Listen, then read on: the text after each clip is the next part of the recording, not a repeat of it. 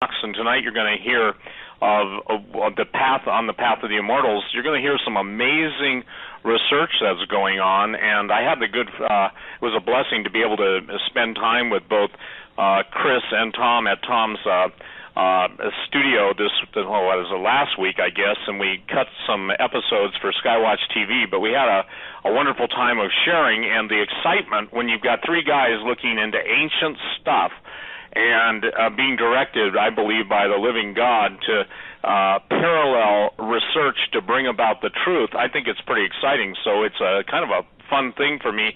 I told Tom, and he's made the same statement, that we've done so much talk radio, but it's really exciting when we get to go on with you, Doug, because we get to have a time of basically checking our notes in real time and seeing how God is leading.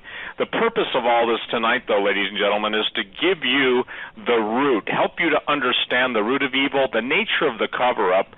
I believe this is a time that God declared that there's nothing that's hidden that hasn't been revealed. Chris Putnam's been doing a great job to remind the church, those who have been bought with the blood of Jesus, that we were brought into the realm by a supernatural act of God's divine intervention.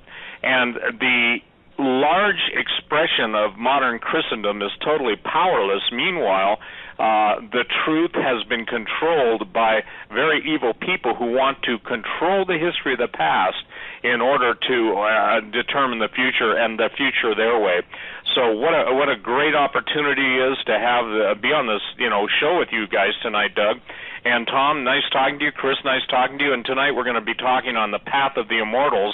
And I guess the best thing to do, Tom, would be to start it out with your trip to Mount Graham Observatory in Arizona, because it's kind of, if you will, a pivotal point to the research that you gentlemen did when you were talking about all the different events that were taking place in concurrence or in relationship to the Vatican and disclosure and everything else. So go ahead, Tom, kick it off.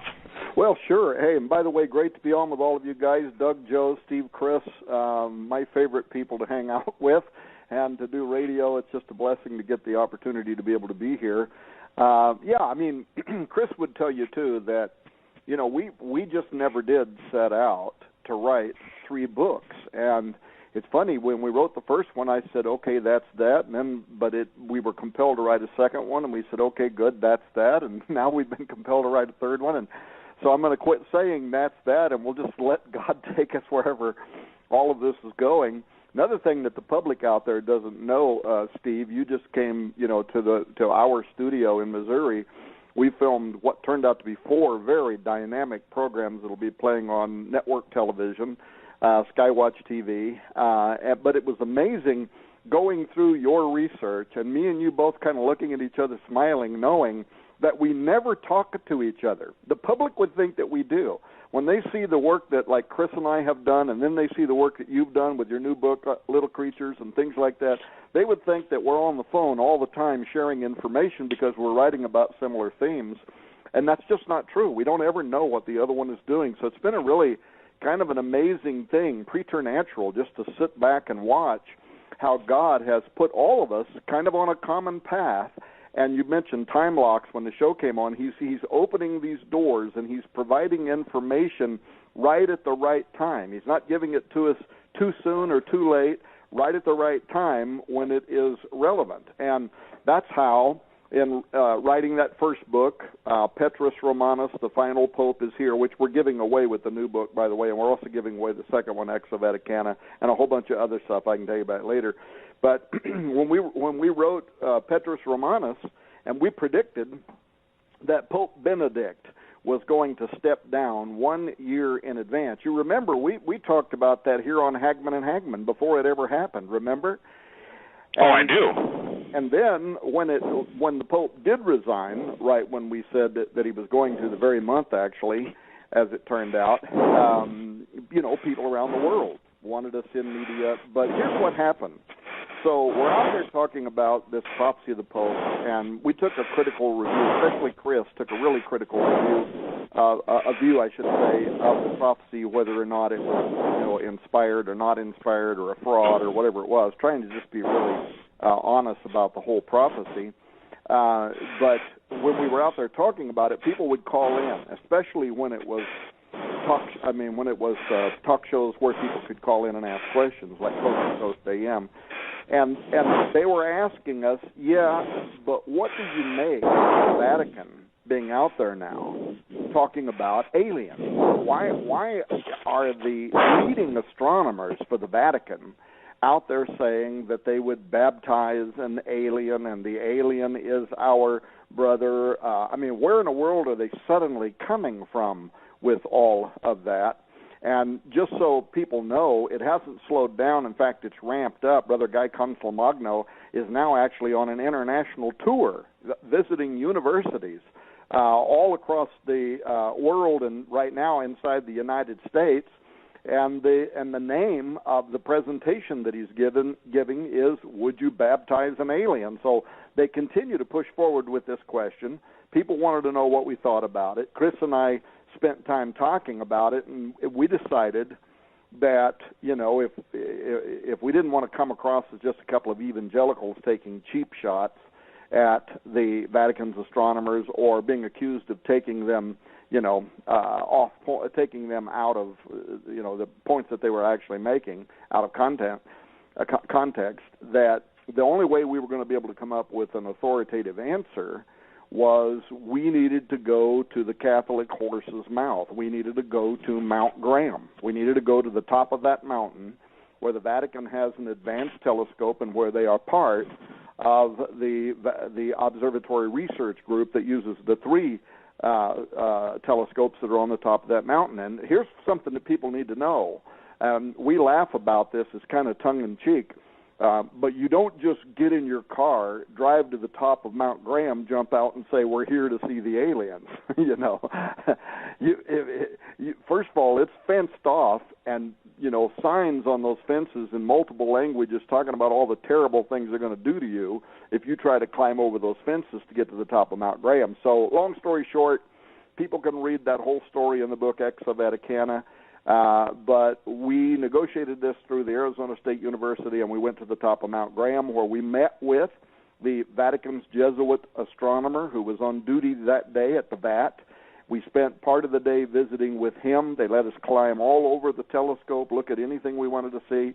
Then we went to the radio telescope, which is in between the VAT and the one that's further up the hill, where we ultimately wound up and spent most of the day, and that is the large binocular telescope, and that's the telescope in which resides the Lucifer device, which uses infrared and is reportedly monitoring something that is approaching the Earth. I think it's exactly what Malachi Martin had said years ago on Coast to Coast. They are watching something that is approaching the Earth, knowing that it's going to be of the utmost importance in coming years. And so we wind up on Mount Graham. So how did we get to the path of the immortals? Well, we go to Mount Graham.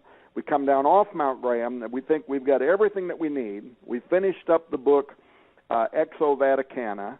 We send that book to the typesetter, and then as it's at the typesetter getting ready to be printed, I get contacted by a member of the Apache Nation who probably heard me on Hagman and Hagman, because he said, "I heard you on the radio," and yours was one of the first programs that we were doing, and he said, you were talking about the fact that we had joined the environmentalists in Arizona to sue the Vatican and NASA in federal court to try to keep them from building that observatory on the top of that mountain. And he said, "You said that we did that because for us it's sacred ground like a graveyard," and he wanted to correct that. He wanted me to know that it was much bigger than that, Steve.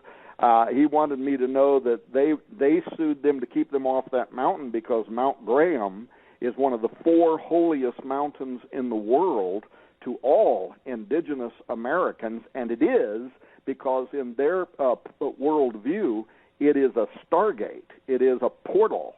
It is a sacred mountainous location through which entities have entered into and exited from this world since the dawn of time. And I got to tell you, brother, when I found that out, talk about the conspiracy meter in my head going into the red zone, to sit back, I remember it just like knocked me over with a feather. I sit back and I said, oh my gosh, we may have completely missed why the Vatican and NASA were willing to fight in federal court.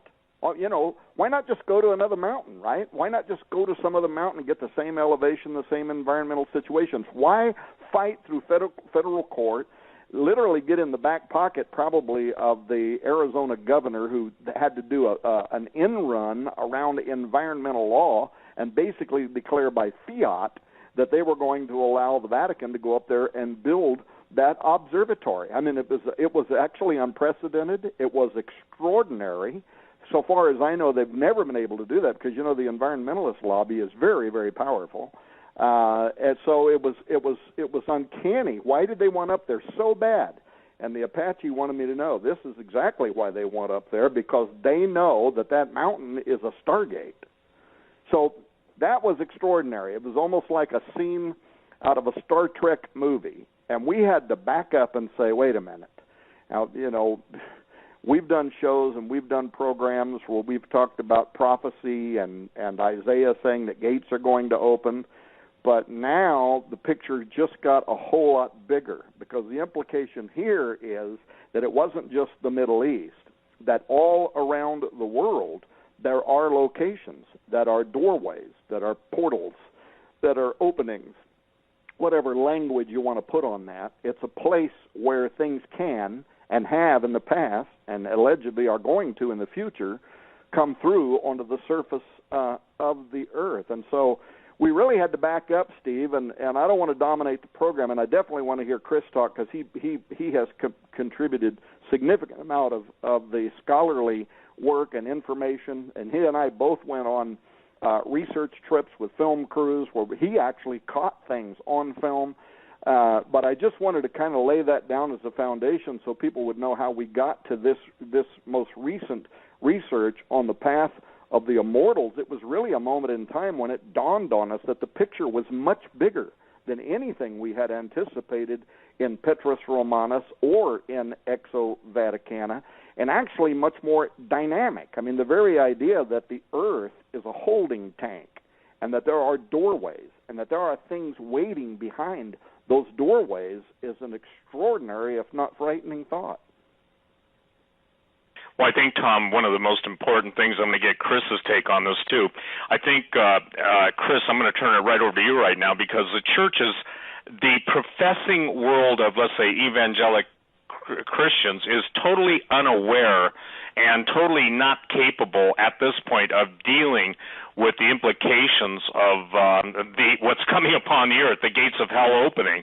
So what's your take on this at this point? Because, again, you get a lot of flack. It seems like we could be the three Flack brothers, and the point being is that we're ducking we're ducking incoming. But the point is that as the denial and the ignorance go hand in hand, Siamese twins of self-destruction, the point being is that the evil ones are in their world of total supernaturalism. So, you know, as you're doing this, Chris, as you're co-researching with Tom, as you're a student of the Scripture and the original languages, you know, give us your take, because, again, whether people want to deny it or not, when this thing opens and when it hits, they're not going to be able to basically run to the average pulpit personality, because he's not going to have any answers. Go ahead, Chris. All right.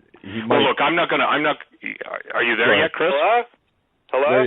There you go. You hear me? Yes, sir. Go ahead, sir. Oh. Hey, Doug, Joe, Steve, and Tom, it's great to be on. Does everybody hear me? Well, yeah. You must not have heard the introduction. Why don't you? I did. I heard you. Okay. So then, will you answer for the air? I don't know if we're cutting out because there's a whatever. The church, the evangelical world is not prepared to deal with the supernatural evil that Jesus warned us about when the gates of hell would open. So as someone who's writing about the supernatural and how it's happening, as you've been researching with Tom and just reiterating and basically traveling around, what is your take at this point? And Tom just laid it out, that the gates of hell are opening, that the portals, stargates, the dimensional doorways are all active throughout the world, or coming active. So your take.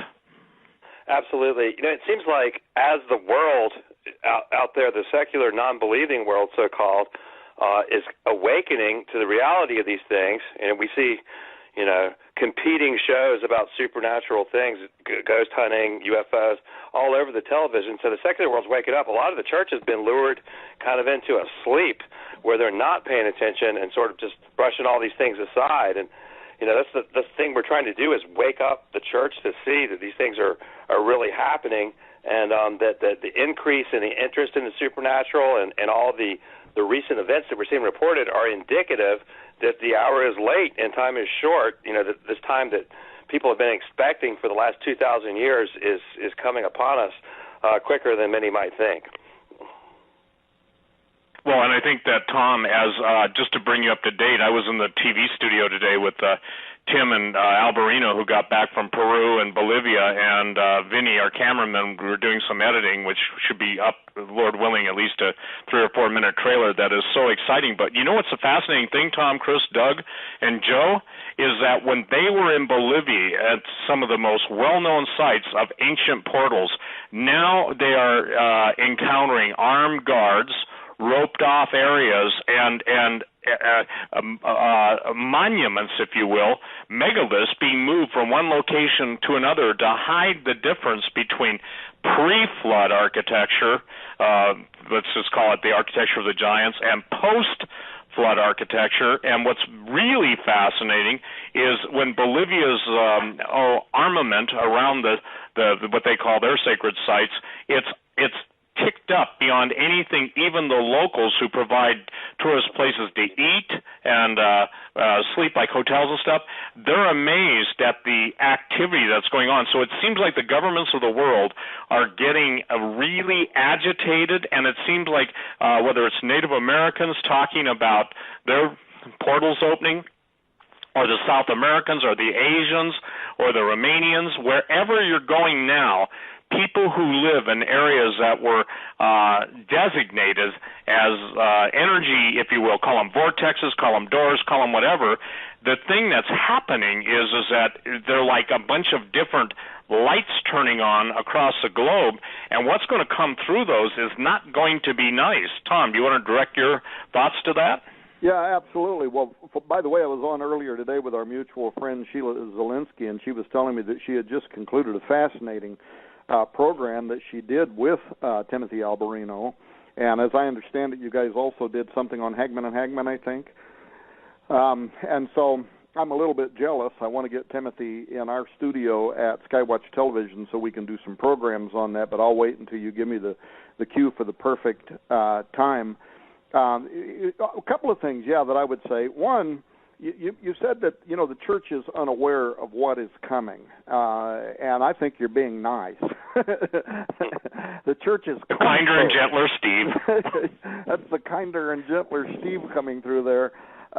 Look, I think, and I've been saying this over and over on television, I think this whole idea of the earth being dynamic, being the receptacle of intelligent and powerful beings that are inside of it. People drive to Walmart in their car, and they're not even thinking about the fact they're driving over a shell that, according to the earth, holds very powerful beings that are beneath it, but also the fact that this is a part of end times biblical prophecy. And I think it's the most overlooked aspect. Look, if you listen to all of the prophecy shows right now, the stuff they're talking about is real and it is important. We're talking about, the Islamic nation. We're talking about Israel being a cauldron. We're talking about the growing persecution of Christians around the world. We're talking about the fact that there are those that want to build the third temple, that the red heifer's been found, and so on. So all of that is really important.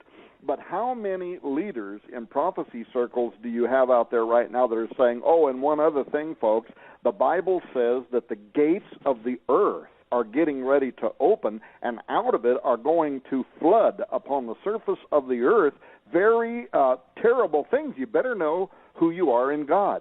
So there's a scary side of this, and then there's a blessed side of it, because when you read about this star that comes down from heaven, he's got a key to the bottomless pit. He comes down to the earth. He opens up this doorway, and up out of the earth come forth these horrendous locusts that begin torturing and tormenting humanity, and yet God instructs those beings not to touch those who have the seal of God on their forehead. So if you know who you are in God, then obviously it still might be kind of unnerving to see it happening, but you know that he's going to take care of you. If you don't know who you are in God, you need to listen up, because this is a very dynamic aspect of end times prophecy. The second thing, and I can already hear it happening, there are going to be those that are out there that, put themselves forward as leaders in Christianity, and they're going to say, well, there goes Tom Horn and Steve Quayle and the Hagmans and Chris Putnam again,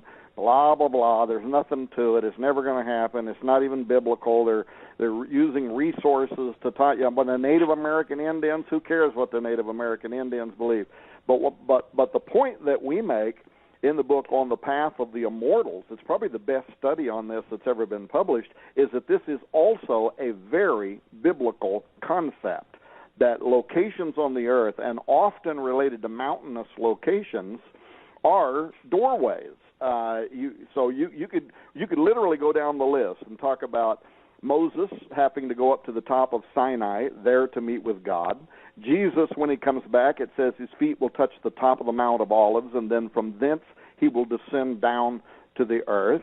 You could talk about the book of Enoch, which is still in some Orthodox versions of the Bible, is quoted in the New Testament by more than one disciple and was read by all of the disciples, and furthermore was read and quoted by all of the early church fathers.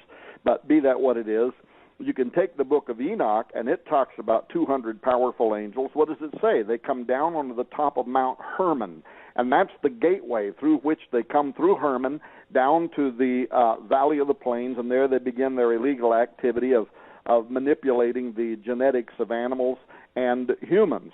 Right there, by the way, at the base of Mount Hermon in Caesarea Philippi is where the Greeks years later built magical gateways, doorways into the side of the mountain, and they built alcoves there that were like dedicatories to the horned demon god Pan. But that's where Jesus is standing years later when he says, the gates of hell will not prevail against my church. And then he goes on to talk about as Jonah was in the belly of the earth. But read the story of Jonah. How did he get into the belly of the earth? It says he got swallowed by a fish. He was taken down to the bottom of the ocean, and it says he arrived at an underwater city, which in the Hebrew is called Baravak, and it is translated a city of gates. And he goes through a gate in the bottom of the sea, and where does he wind up? In Sheol, Hades. And there's no doubt about where he was, because he says the Lord delivered him out of the belly of hell, Sheol, Hades. And then Jesus says, as Jonah was in the belly of the earth for 3 days and 3 nights, so shall also be the Son of Man. And then in the death, burial, and resurrection, he goes down into the earth, and guess what? When he comes up out of the earth, he has keys in his hand. So now we know that not only are there gateways, there's also keys. And in this case, he had the keys to the gates of death, hell, and the grave. And this story goes on and on. We talk about a bunch of this, by the way, in the book On the Path of the Immortals. Look at number 16. What happens to Korah and his family when they challenge Moses and Aaron and the priesthood, and the gate of the earth, the mouth of the earth, literally opens up and swallows them, and it says it took them down alive, down inside of Sheol, Hades. Genesis 28 and Jacob's ladder. He doesn't say this is the house of God. He says there is a gate here to the house of God. Genesis 10:8, Cush begets Nimrod. He begins to be, which sometime tonight we can also talk about, because Nimrod is an example of how sometimes the portal is actually a person. They begin to become something that allows something to come through them into this reality. But then the very next chapter, he builds the Tower of Babel. And once again, the Sumerians call this Edamananki, the gate to God. And Chris did word studies on this from the Hebrew and showed that in the Hebrew Old Testament, it also means, literally, the gate to God, the gate to the house of God. So I don't want to just go on, but the point is, this is a very biblical concept. And then, of course, the prophetic side of it, to continue in Scripture in the New Testament, what happens? Right there where ISIS is right now. Everybody's talking about an Islamic Antichrist, and that book is really popular right now, and good for Joel Rosenberg for bringing the ideas around that to the public mind so a lot of people can kind of know where the Islamic nation is coming from. But what nobody is talking about is right where their territory is right now is the Euphrates River area. And what does the book of Revelation say? Revelation 9, when all this stuff starts hitting the fan, it says powerful angels come up out of the Euphrates River. They're behind these mystical doorways, gateways. The Islamic people say, the Sunni and the Shia, the Shia believe that the Mahdi is already here and he's hiding behind a mystical gateway in that region, and that when the time is right, the gate's going to open and he's going to come up out of the earth once again. Revelation, the doors of the earth are open and very dynamic things start happening. So again, I'm dominating the conversation. I'm sorry, I kind of get excited. But so the 2 points I would say is, one, it's the most overlooked aspect of end times prophecy, and secondly, it's very biblical. So we ought to be talking about it. Well, and a lot of the critics, I just saw a new one that was taking me on over taking the gates of hell out of context in Matthew 24 as in the days of Noah.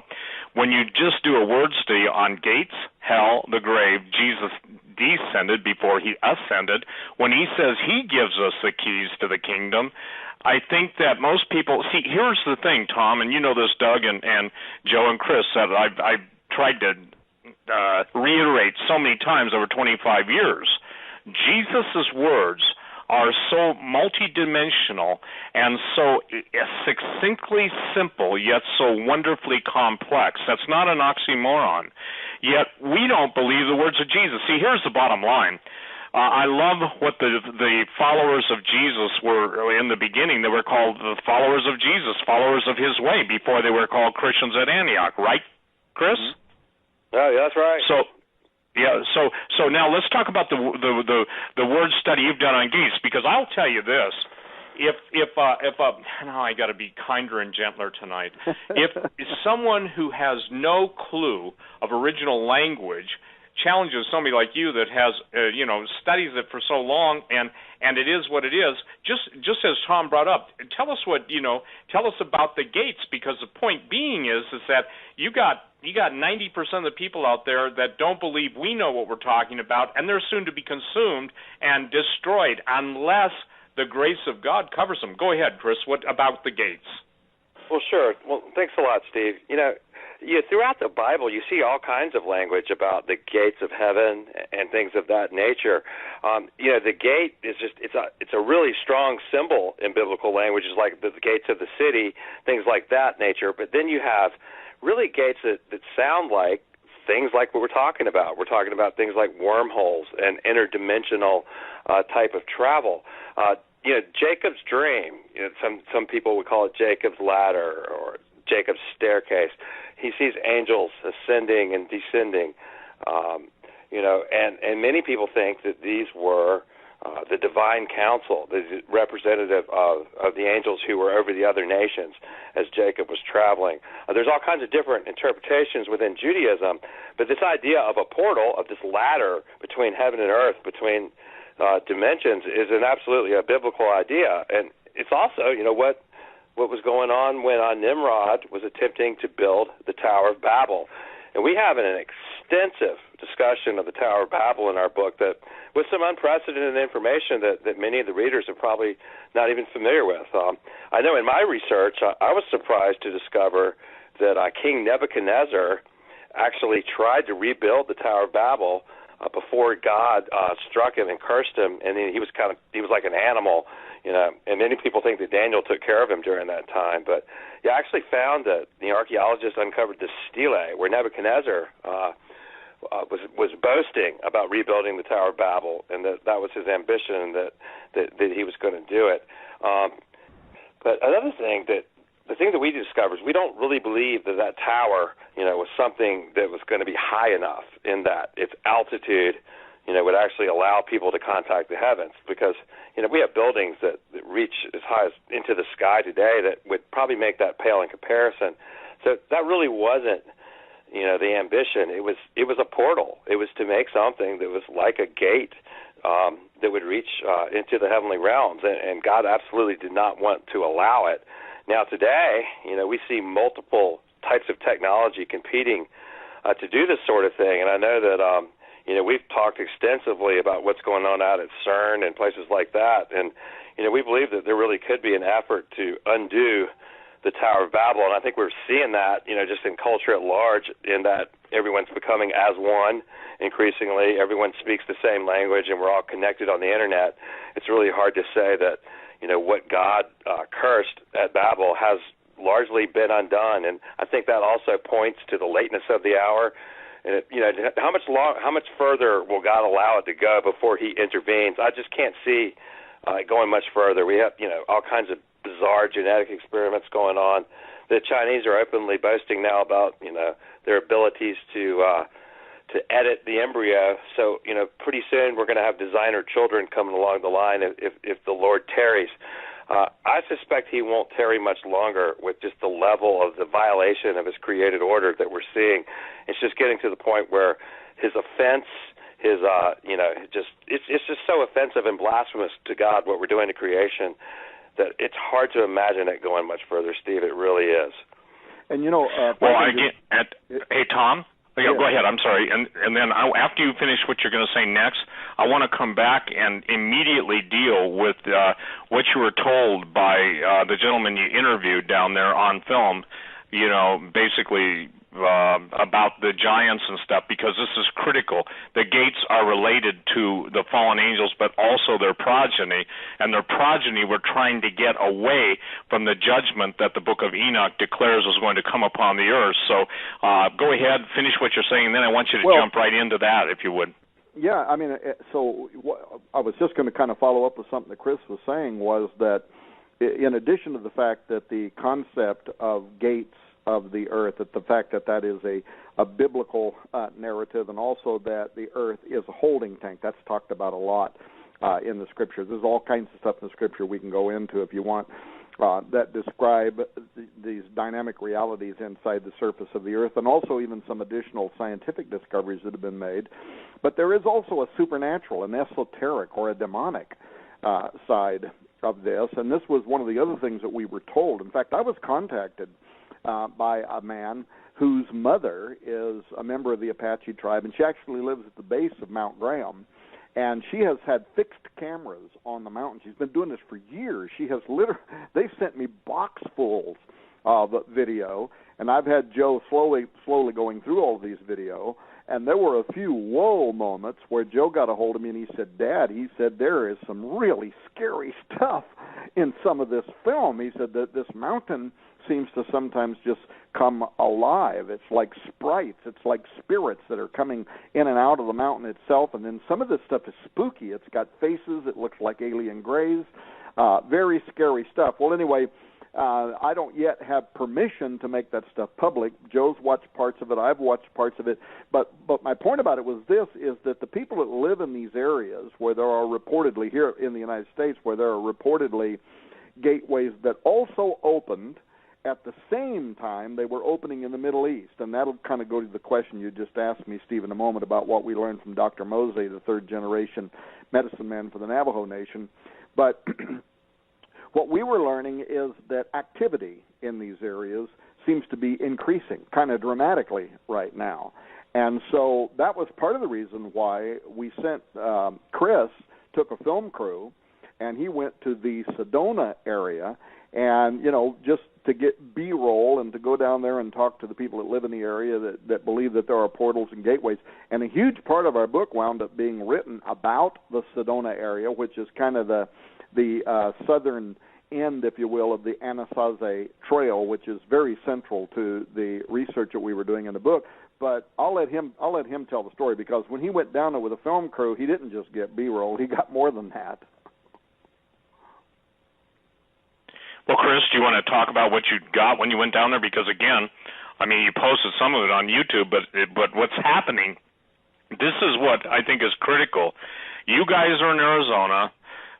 Timothy Alvarino and the crew is over in Sardinia. They come back, for about a month. Then they head down to Peru. All of this stuff is going on. And, again, Tom, I hope people understand this, because I think this shows the most amazing symphony of God's direction that I've ever personally experienced.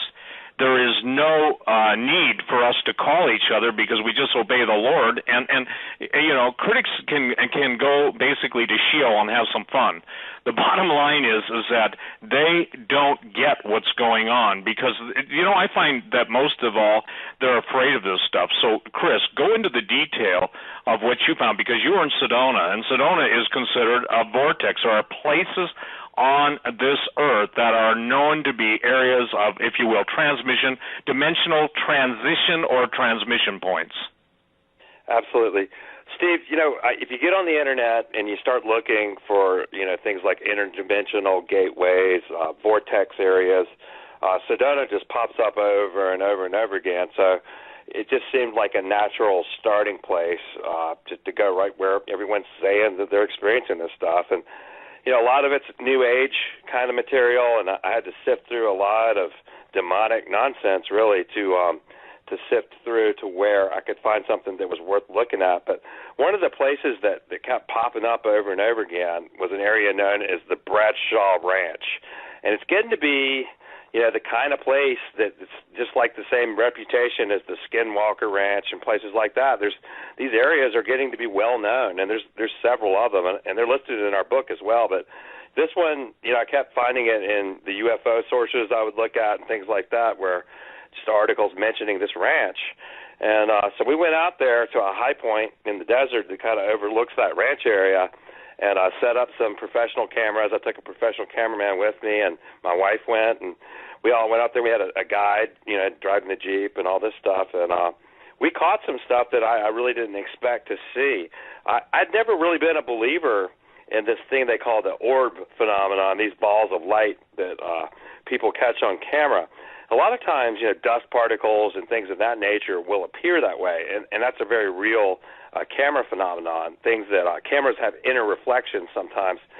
Cheaply made cameras have reflections inside of them that'll create the same sort of light phenomenon. But we took really high-quality Canons and, had them on stands and at least on a monopole or something like that. So we could get, good quality photography.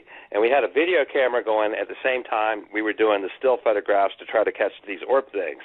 Well, if you get it on two cameras at the same time, it's not going to be a dust particle lodged on one camera or something of that nature, or some kind of reflection, inherent to the design of the camera itself. And not only did we get that, we got them on video. My photographer saw an orb with the naked eye without even using a camera at all. So it definitely isn't merely a camera phenomenon. And, we got a bunch of those things. And we got one moving in a really fast motion, and it seems to change direction in an evasive way and go the other way, and then just dematerializes and vanishes. I don't really know what to make of that. It's the first time I've ever seen anything like that on video. So, that is actually up on Facebook at the Path of the Immortals Facebook page, and people will just go there and like that. They can watch that video of the moving orb.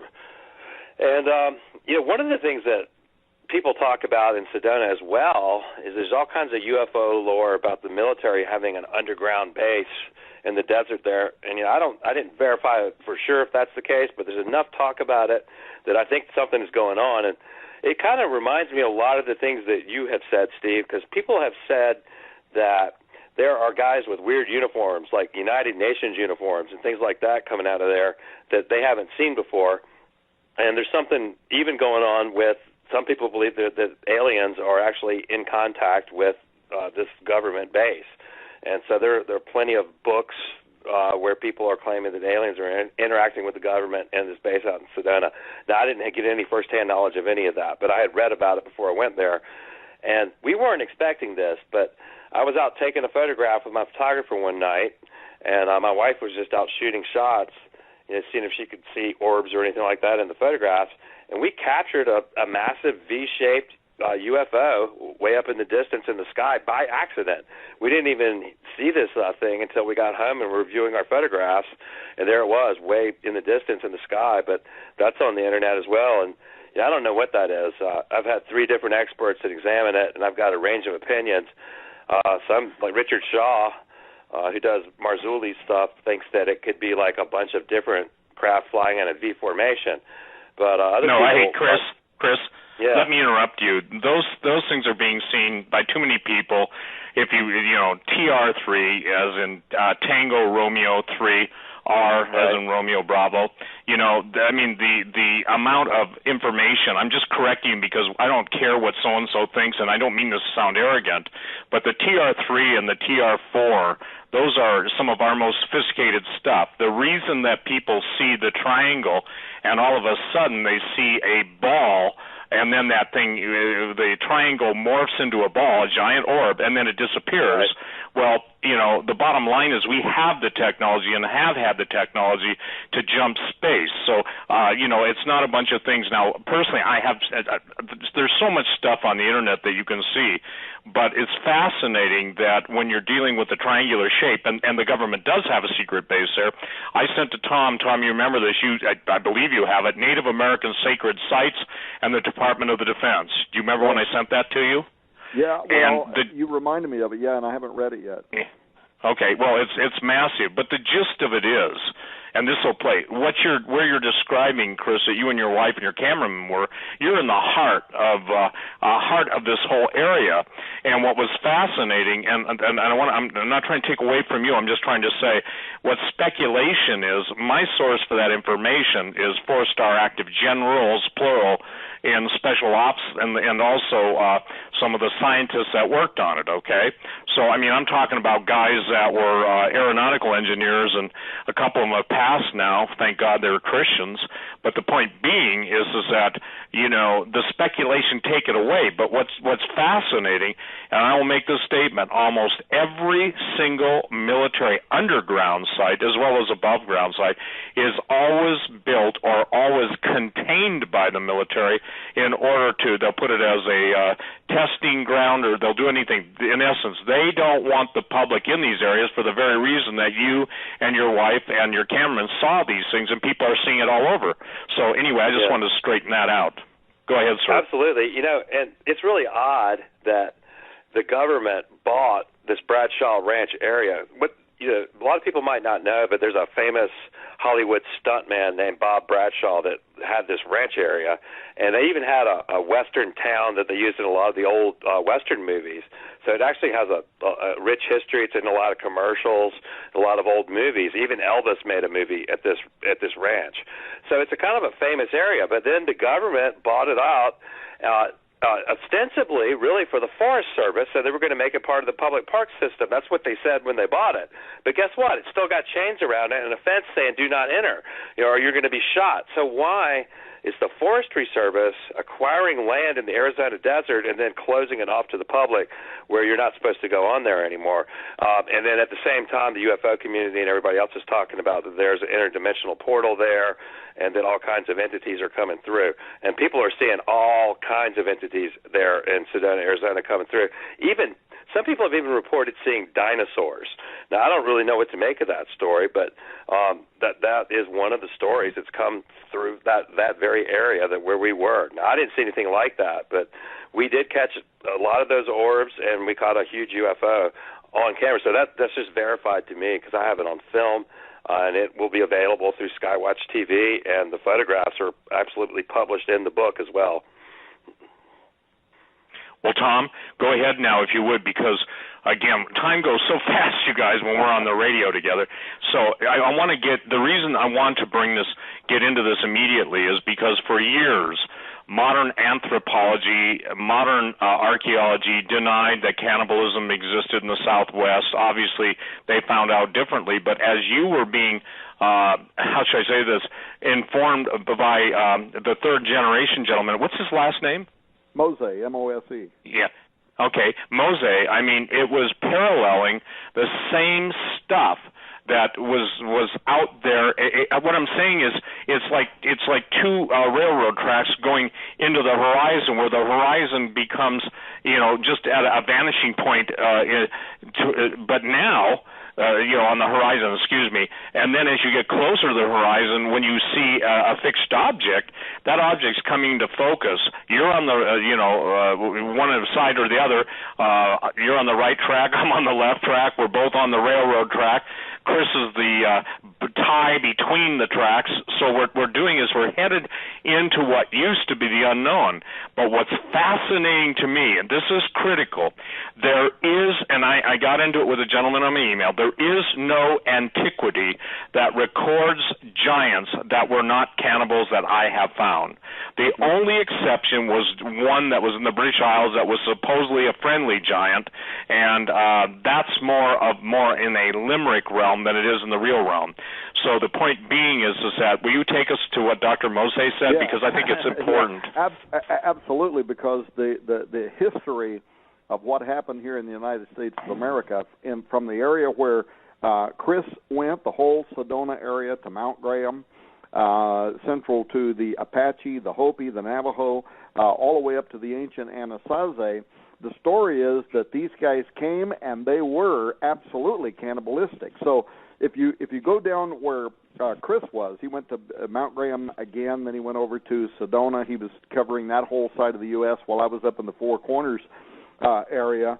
And you look at what is the history, what is the story that is told there from the Apache. So Mount Graham, it's one of the four holiest mountains. So what happens? Well, in the time before time, they say that a large silvery disc came down over the top of the mountain. Now, ufologists like to jump on that and say, it's an ancient astronaut theory, dream come true, we were created by aliens. But actually, and we're not going to get into this tonight, but when you study the scripture, what they call the Oraphim and whatever, and you look at Ezekiel's wheel in the middle of the wheel, God actually moves about on both clouds and also in the chariot is carried about by the chariot, the Oraphim. I don't know if I'm saying that right. Chris Putnam can correct me, but the point is, these are angels that appear in kind of a circular fashion, and God rides upon the angelic machinery is a bad word, but you know what I'm saying. He rides upon the device, the chariot. Well, the chariot. It's a chariot. You know, Tom, is a chariot. What? So this this is what the Apache saw. They saw the same thing that Ezekiel saw. They saw this giant wheel that comes down over the top of the mountain. They say that in it is seated a bearded man. They respectfully call him the creator of everything that is good. They say he begins creating everything that is good upon the earth. Then, not long after that, the portal opens again over the top of the mountain. They say another man comes through. Now get this. They say he's not really a man. He is reptilian. He is serpentine. He's exactly what Chris Putnam does a marvelous job in the book On the Path of the Immortals, explaining the fiery flying seraphim who are part of these fallen watchers that came down to the earth, are also part of the army of Lucifer. So but Lucifer himself is described in reptilian terms. So this reptilian, according to the Apache and the Hopi and the Navajo, comes through this portal, and he begins deceiving all of the Native American peoples. He starts teaching them witchcraft, pharmakia. They go down into their kivas, and where at one time these were like their own little devotional church-like settings, he starts teaching them there how to use the sipapu, the Hopi call it.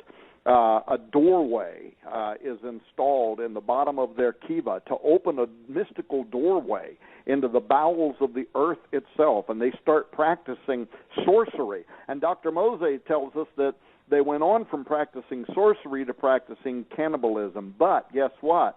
They finally are successful. They open a door, and guess what happens?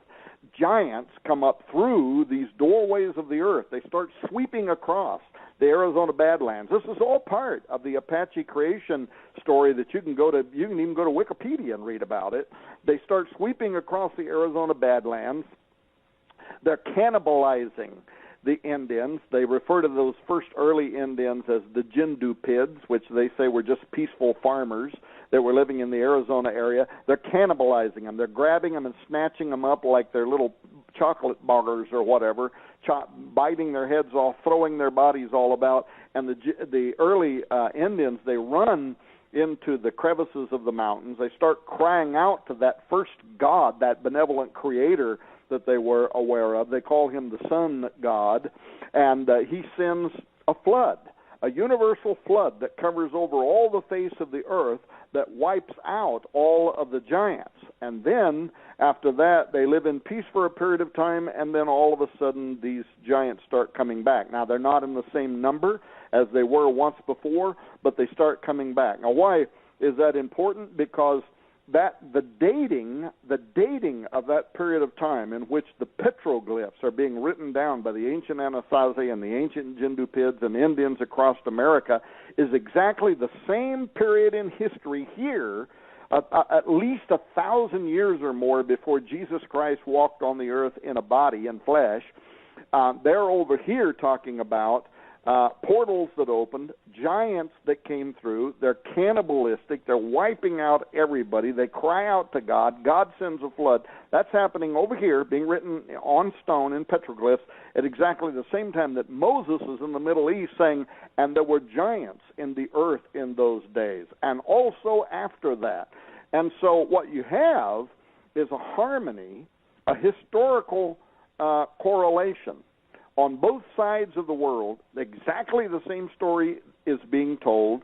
These reptilian beings came through, and then giants came through, and then God wipes them out in a flood. The story is almost identical. I want to say something really quick, too, about what you were saying, Steve. I guess, are we getting ready to go to a break? No, we got 5 minutes. Okay. Something that you were saying that has to do with what Timothy was finding, because in these areas where these legends exist that tell these stories, these doorways open, it's those specific areas. It's not other areas. You don't find the Vatican or NASA or military presences going to places where the portals don't exist. It's like Chris was saying a moment ago. They're buying up this land. They're closing the public's access to be able to go into that land. They're literally covering up something that is in those areas, but it's in those areas where you're seeing these very strange and bizarre manifestations. You was talking about Timothy Alberino and the recent trip that he took to Peru and how he noticed that there was a vastly increased presence there of the military, of the government. Well, when you were talking a moment ago, I was sitting here making some notes. This reminds me of something I'll tell you about when we come back from the break that happened when I was on Coast to Coast AM questioning why we had gone into Iraq, Babylon, and something very interesting that transpired between the Iraq Babylonian Museum and a contact that was made to me. I think. Excuse me. I think the point that's going to grab everybody is that we're. How do I say this? We've been led to believe so many wrong things about history. For instance, you just talked about the lizard-like creatures, the serpentine creatures. Tim Alberino, ladies and gentlemen, you can go on my website, and you need to see this. This isn't a pitch. This is something that you can inform yourself. Did a marvelous analysis on how America got its name. It isn't America, and it was not named for Amerigo Vespucci, who basically just took that name. That wasn't even his birth name, but Amaruca, Ameruca, means land of the plumed serpent, land of the feathered serpent. So the point that's fascinating is what's in a name? Everything. And I think when we do come back from the break, we've got so much to cover. You know, basically, you guys, we have 6,000 years to cover in the next 2 hours, and then we've got the dateless past. And if we take one king by one, you know, of the Sumerian table of kings, Chris, I figure we got about 24 days of radio time just to get everybody up to speed on that. Doug, go ahead. I think, should we take our break or? Sure, I will. I'll be glad to, because years ago, it was stated that the tomb of Gilgamesh had been found. And not only the tomb of Gilgamesh, but Gilgamesh's remains had been found. Gilgamesh is the oldest epic in the world, half god, half man, and guess what? He goes into the depths of hell. I was told by a general, very active, very famous, I will not drop names. If people think that, I tell everybody, Tom, Chris, take it to the Lord in prayer. But the reason for the Iraqi war, the one that most people were familiar with, obviously, and the Congress was told, that was superficial. The real story, and Tom, I'm going to give it right back to you, is what they were looking for. They were looking for a certain piece, if you will, the key, maybe one of the literal keys that would grant to them the technology of the ancients, and it was a fight behind the scenes between the special forces community of major countries to get a hold of some of these artifacts. Now, that sounds like something out of Hollywood, but remember this, Hollywood gets its cues from the intelligence community, and the reason they leak this information into the mainstream via science fiction is to pre-program you to the point where you dismiss it as just, quote, fiction, but then it's deep in your subconscious when they're ready to release the truth, they trigger and I don't understand all of the mind control techniques, but consider it a reserve data drop of information that they bring forth at the appropriate time and know how to activate the belief section of your brain. So, Tom, go ahead and share on Iraq, because I think that's fascinating. I was privy in the background, Doug, meaning in real time, to what was going on to that. That may sound mysterious, but I'm not trying to be baiting anybody, but I was. And the fact that the fight and the war was on for those artifacts and for DNA, and I think this is where it's going to get really fascinating. So go ahead, Tom, and take it to what you were going to say before we went to the break. Yeah, and by the way, thank you, Joe and Doug, for mentioning the fact that we have that $200 worth of books, product stuff that we're giving away over at Skywatch Television. People can just go to skywatchtv.com. Why am I mentioning that? Because one of the things that we're giving away is the never before available. It's not available anywhere right now. It's the brand new 8-hour audio version of the book Ahriman Gate, which actually kind of plays off of what was going on in the Iraq War, and the fact, Steve, that they were indeed looking for the key. They had found the location, but they didn't have the key, and that's what they were looking for. And actually, that's what the book Ahriman Gate is really all about. Although it's a novel, and it goes into the whole thing about the finding of intact DNA and a book of life code and the recreation of Nephilim and UFOs and all that stuff. It's a novel.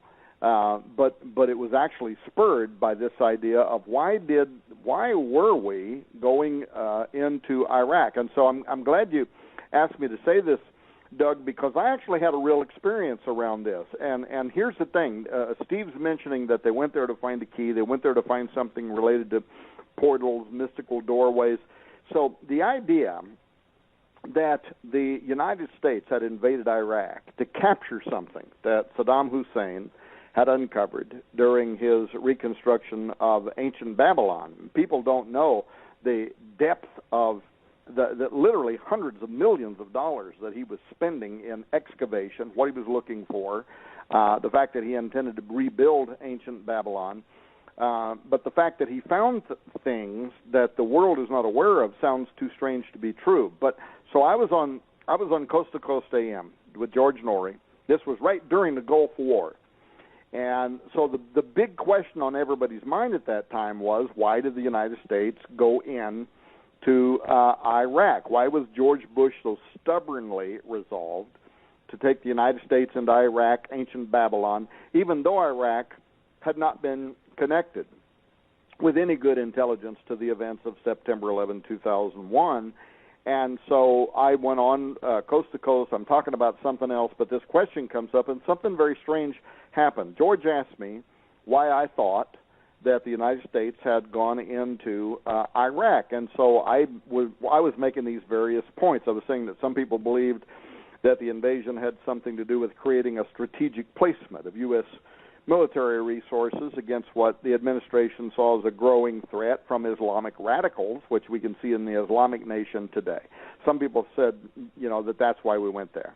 I said that other people believed that it was an effort to seize and maintain control of Iraq oil reserves, and of course the Bush family are heavily invested in oil, so that might have been a reason.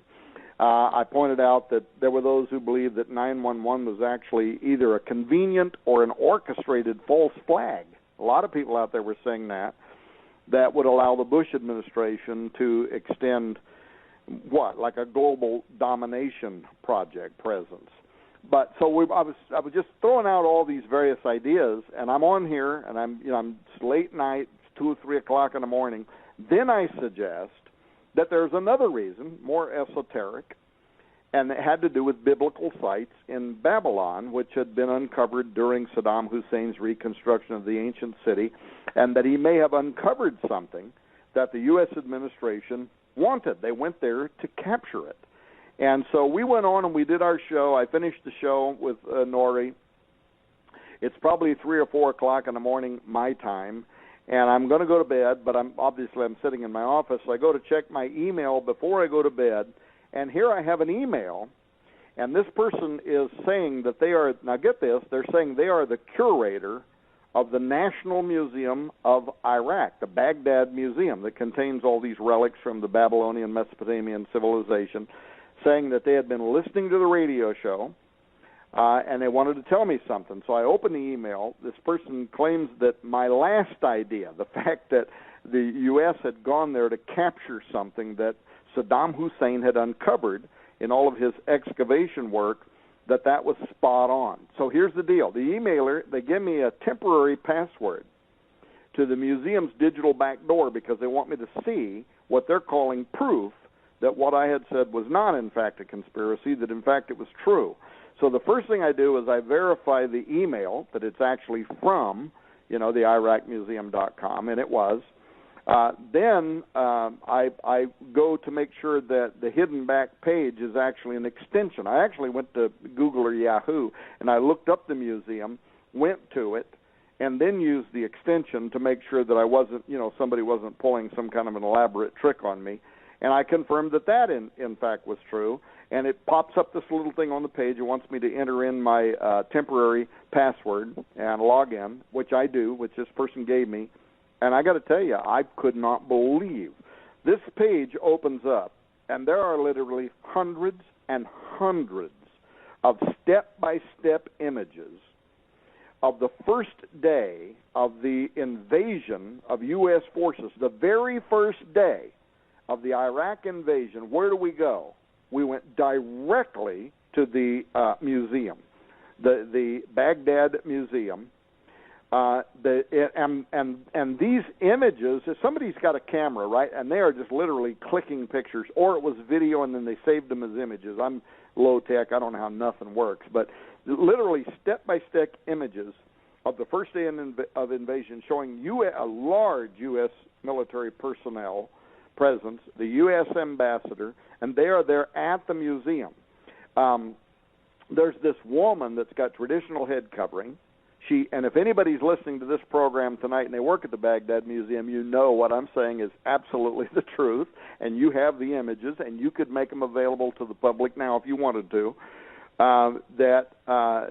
This woman with this headdress, with this traditional head covering, she greets the U.S. presence and the U.S. ambassador, and she leads this delegation of soldiers. They're all carrying weapons, and they're all in their garb, and there's a lot of them. And there's a whole bunch of Iraqis that are just following them around because they don't know what's going on. And she takes them into the museum, but then she takes them to a back door in the museum where the public's not allowed to go. This door has a great big lock on it. She unlocks. And these armed soldiers and the ambassador follows her down a very steep stairway, and they go down underneath the Baghdad Museum. And there is a gigantic underground storage room down there, something like you might see in an Indiana Jones movie. And inside, there are dozens, if not hundreds, of large wooden crates.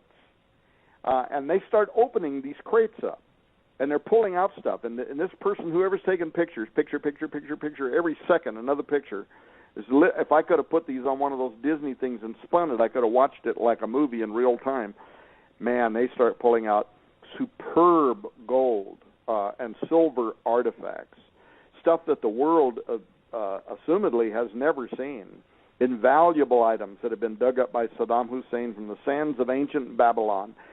We're talking gold and silver masks of kings, sacred jewelry, but also cuneiform tablets, unknown secrets, steles bearing mysterious inscriptions, images, papyrus, strange-looking objects like headdresses and vessels and swords and shields, all this stuff. And I sat there, it's 3 or 4 o'clock in the morning, I sat there, just mesmerized by this, going through image after image after image, but then I saw something.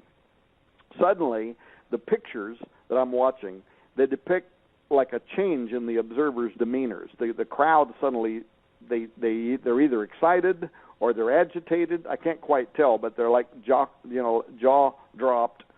So I wasn't sure what was going on, and it happens right as these soldiers begin opening several really large, bigger than coffin-sized crates, probably about 3 times as large as a full-size adult coffin. And these were back in the corners of that concealed room. And as they open them, they look inside, and they don't take anything out. They gesture for the ambassador, and the ambassador goes over, and he looks down inside in the boxes. And then and I don't know if he tells them to reseal them, but they don't take anything out. They reseal those without removing anything, and immediately the soldiers come down, like 4 soldiers, 2 on each corner of these big crates, and they start carrying these things back up that steep stairway to the transport helicopter that's outside, and then they depart the city of Baghdad with those containers containing whatever in the world it was they had. I'm sitting here, I was literally flabbergasted. I couldn't believe it. I realized at that moment that whatever else the U.S. military was doing in Iraq, Babylon, whatever else they were doing, the minute they arrived in the plains of Shinar, they went straight to a top-secret room beneath the Babylon Museum. The people at the Babylon Museum, if they're listening to this program, they know what I'm saying is absolutely the truth, where Saddam Hussein had hidden objects of evidently national interest that had been dug up from the ancient world. They removed those containers in which something the American government wanted, something from ancient Babylon, had been found. Now, what it was, I have no idea because they didn't take it out of the box. But I could tell you it took like 4 strong soldiers standing on all 4 corners of these crates to carry them up out of that steep staircase, put them on a U.S. military transport vehicle, and flew out of town with them, and they took several of them out of there. And what's amazing is they didn't act like they even cared about these irreplaceable golden masks and jewels of ancient kings and queens that would have been absolutely irreplaceable, absolutely without monetary value. I mean, these things would have been worth literally tens of millions of dollars or whatever they'd have been worth. They didn't care nothing about that. Whatever was in those boxes, they took them. So I go to bed.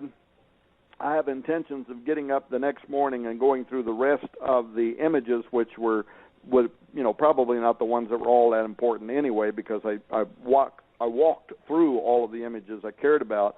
But when I woke up the next morning, my password was expired. The curator would not respond to any of my emails.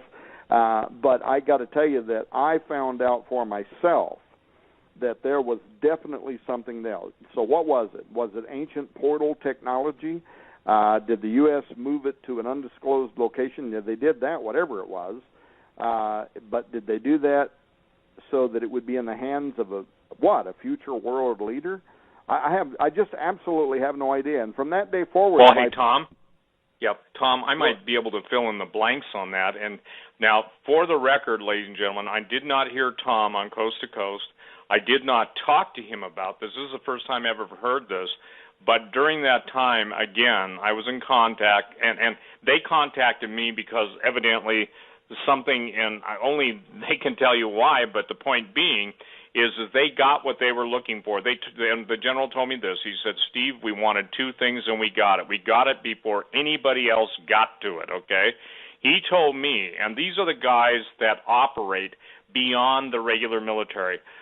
They're beyond the NSA. They're beyond a lot of things, okay? But they wanted 2 things, Tom, and this is, you don't know, so I'll fill in the blank there. According to active duty 4-star The point is they got the DNA that they're looking for, but they also got the control mechanism and the power source to basically activate what most people have come to know as the Tower of Babel. God destroyed it, obviously, but the point is by confounding their language. But that which Saddam Hussein had was the primary reason that we went into Iraq. The ancient technology, and God bless all of you who are listening to this that have cosmic and magic clearance, the technology, the DNA. And when I say DNA, I'm not just talking about DNA of the entities that they can reconstitute, et cetera, et cetera. I'm talking about the formulas that you've referred to so many times in quoting the passage in concerning Nimrod, that he began to become a Gibborim. So I can only tell you, Tom, according to the sources I had, and they contacted me, and again, I want to share something real quick, and I'll turn it right back. The people that contact me for one reason. They say that because I've been telling people the truth. That may not go well with my critics. When I can check out a certain general through different ways, or a couple generals, and people say, well, you can't possibly know those guys. And I said, well, I'm sorry, but I do. And so even from in the military community, now I'm not bragging, but what I'm saying, look at tonight. I have never talked to you, Tom Horn, about this incident. You have never talked to me about this incident. Yet tonight we're putting, two and two together. And see, it's kind of like, I would say this, it's a binary binding of truth for a single purpose, a single focus. If they've got that, they've got the technology of the ancients. You know how the Pentagon refers to these guys? He calls them the gods of the Sumerians, okay? The gods. Little g's. So the point is that the fallen angel technology, the fallen angel power sources, this is what the illuminated ones, the globalists, if you will, seek to, number one, control the world with, but they actually believe they can make war against God. So knowing that, the point is that it puts the whole battle of Armageddon, it puts the whole battle in the heavenlies, where the book of Revelation talks about the devil and his angels fighting against God and his angels, and they get kicked out of heaven. This is, in my opinion, ladies and gentlemen, what you just heard Tom Horn lay out to you is another one of those seminal points, the seminal point in history, because there is no way we talked about this before the living God. There is no way I knew what he knew or saw what he saw, yet those things dovetail. So, Tom, I think that's fascinating. Let me give you another example. A guy named Brett, I sent this to you, Tom Horn. Brett, God bless you for listening. He sent me a book by Suetonius, and Chris, you're going to find this interesting. It's called The 12 Caesars, and it talked about Nero's craziness, and I'm quoting from page 236. I had never seen this in all the decades of research. He said this, Nero was eager, it is said, to get hold of a certain Egyptian, a sort of ogre who would eat raw flesh and practically anything else he was given. And Nero loved watching this ogre, a giant, flesh-eating giant, tear live men to pieces and then devour them. Kind of sounds like Tom Horn, Chris Putnam's trip to the Midwest, to the desert Southwest, doesn't it? Oh, I thought you was waiting on Chris to respond. Yeah. I don't want to hog the show. I'd like to listen to Chris. Right. Well, go ahead, Chris. I'm just saying that it's fascinating, this thing about Nero. Everybody knows Nero was insane. He was also demon-possessed. He was probably, classically in history, one of the most evil personages ever detailed or born on the planet. But, again, the fascinating thing is that we're on the air tonight. The book by Suetonius, 12 Caesars, page 236, and Caesar would get, and an ogre, by the way, an ogre isn't like Shrek, that's just the whole Hollywoodification of trying to make something very evil more palatable, just like Gremlins. So I'll give it to you, Chris, on your thoughts on that. Okay, just on the concept of the ogre and Nero in the desert, or I wasn't sure where you wanted me to go with that. Yeah, okay. Yeah. Well, one thing that I uncovered, you see a lot of criticism of these ideas that Tom and you guys and we're throwing out all together, especially about these beings but they're absolutely biblical. When you look in these chapters in Isaiah that are about the day of the Lord and the sorts of things that are going to go on, in the original languages, it's not even controversial that it's talking about, if you look in the Septuagint version of the Bible, it very clearly says that giants are coming to execute my wrath. Now, I don't think that a Jew living 100 years before the birth of Jesus would have even thought that was controversial. They just kind of accepted that sort of thing. But it also talks about, satyrs or half goat, half human, hybrid beings that'll be dancing around, during the destruction of Babylon. But this is really very clearly pointing to the day of the Lord, to the end times, not an event that's ever happened before in history. So, no matter, how people want to interpret those passages, they cannot accuse us of being unbiblical by talking about them. They might not like the way that we tie them to current events. They might not like the way we take it quite literally, but it is very much biblical. And, their interpretation is their interpretation. If they want to turn it into some sort of symbolic language that has no tangible meaning, that is, something they can choose to do. But I take it very seriously, and I think people should, be watching for these sorts of things. And I think that, recent events support that they're actually happening, and it's foolish to ignore it. So that's really the perspective that we're putting out here. And so the fact that, you're releasing a book about, the gates of hell being opened and creatures coming over, I think it is a warning to the church. Your kids are out there joining ghost hunting societies and occult clubs, going and trying to bring up spirits using electronics, trying to capture their voices, using little machines and stuff on television to try to detect ghosts. This is what the children in America are doing right now, the stuff that the Bible warns against very specifically, and says that, you put yourself under the influence of demons by doing this stuff. So the fact that we're talking about this stuff and warning people about it, we need to even say it louder, and I don't care about what the critics think. We really need to wake people up because this is happening. The paradigm is shifting. The world is changing. The occult is becoming more in your face. And the fact that, the atheism movement is dying because people are seeing all this spiritual movement. And it's time for the church to wake up and start addressing this stuff. And I'm just really honored to be, in a place with you and Tom where we can function in that role. Absolutely. And hey, Steve, if I can, what Chris is talking about with, the kids are out there right now, and they're being lured into learning how to open their own gates. It's fun, right? Get some electronic equipment and go ghost hunting and open a doorway and communicate with spirits. And then you mentioning that Nero, did you say Nero? Anyway, has an ogre. Yes, Nero. Yep. And he's got this ogre, and he likes watching him be cannibalistic. Tearing people literally live apart in front of him and then eating them, and that really caused, I guess, some perverted response in Nero, but that was his favorite thing. And again, you see, Tom, I didn't know Brett. Brett is one of our listeners, and God bless you, Brett. The bottom line is he sends me this, I think today, okay, when I forwarded it to you today, and the point being is it ties in exactly with what Dr. Mose told you, did it not? I mean, will you share, because this is something that, I'm sorry, I'm excited now. Will you share what, I get really, this is like candy for me, ear candy.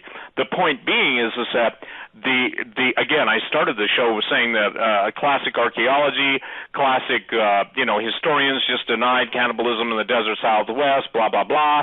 And now you hear the story about literally men being torn apart, and you're hearing this from Native Americans. By the way, Native Americans know who tells the truth and who doesn't. Just look at the history of the United States government and the way they've treated them, I mean, I'm sorry, but, I'm blunt.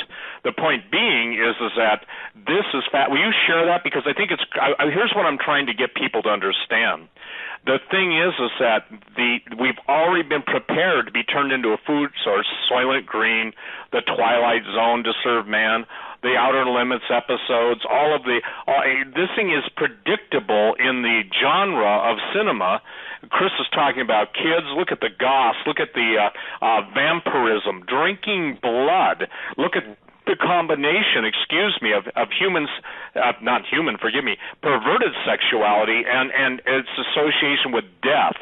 So the point being is that when you're in the desert Southwest and you're hearing this, and again, I'm going back even deeper into ancient history due to the Woods document that's in my new book, or the revision of Genesis 6, the second volume, which has got 165 new photos. I'm telling you that there's a reason. There's a reason. It's fascinating. Chris Putnam, Steve Quayle, Tom Horn are right back at the Tower of Babel, or Babel. Some people pronounce it one way, some pronounce it the other. But the point is that now there's nothing new under the sun, Chris Putnam. We're there, that which was is going to be again. So Tom, share the cannibalism thing. The reason I'm focusing on this is because it's critical and it explains what happens to civilizations that embrace this.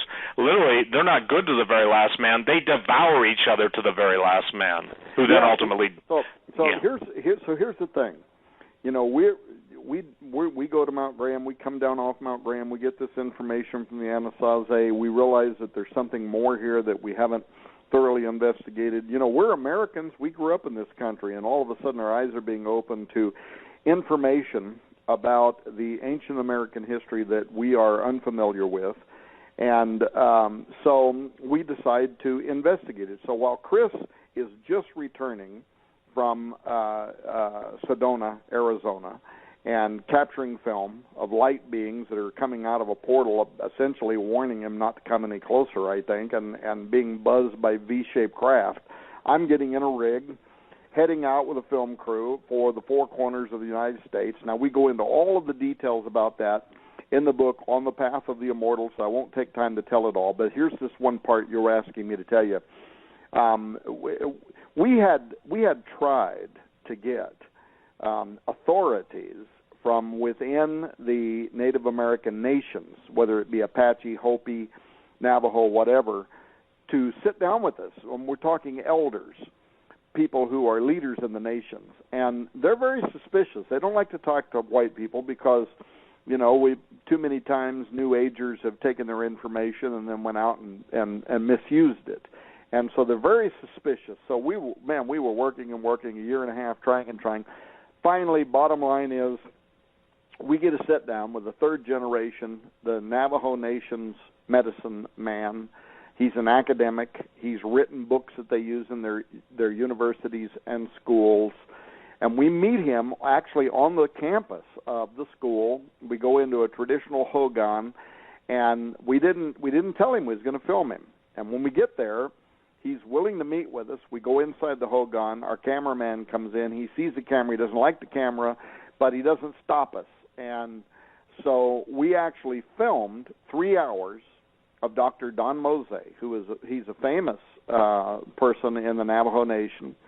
And one of the books, I don't know if I showed it to you when you were here, but one of the books that he wrote, he had an artist depict some of the giants that were alive and that the Indians had to fight against cannibalistic giants here in the U.S. in early times. But anyway, we sat down, and here's the point I want to make. He starts telling us, because I asked him, tell me, what happened to the Anasazi? This is a giant mystery. Where did these pre-Pueblo Indians that built these magnificent cliff dwellings in the Four Corners area of the United States, where did they go? They disappeared literally overnight.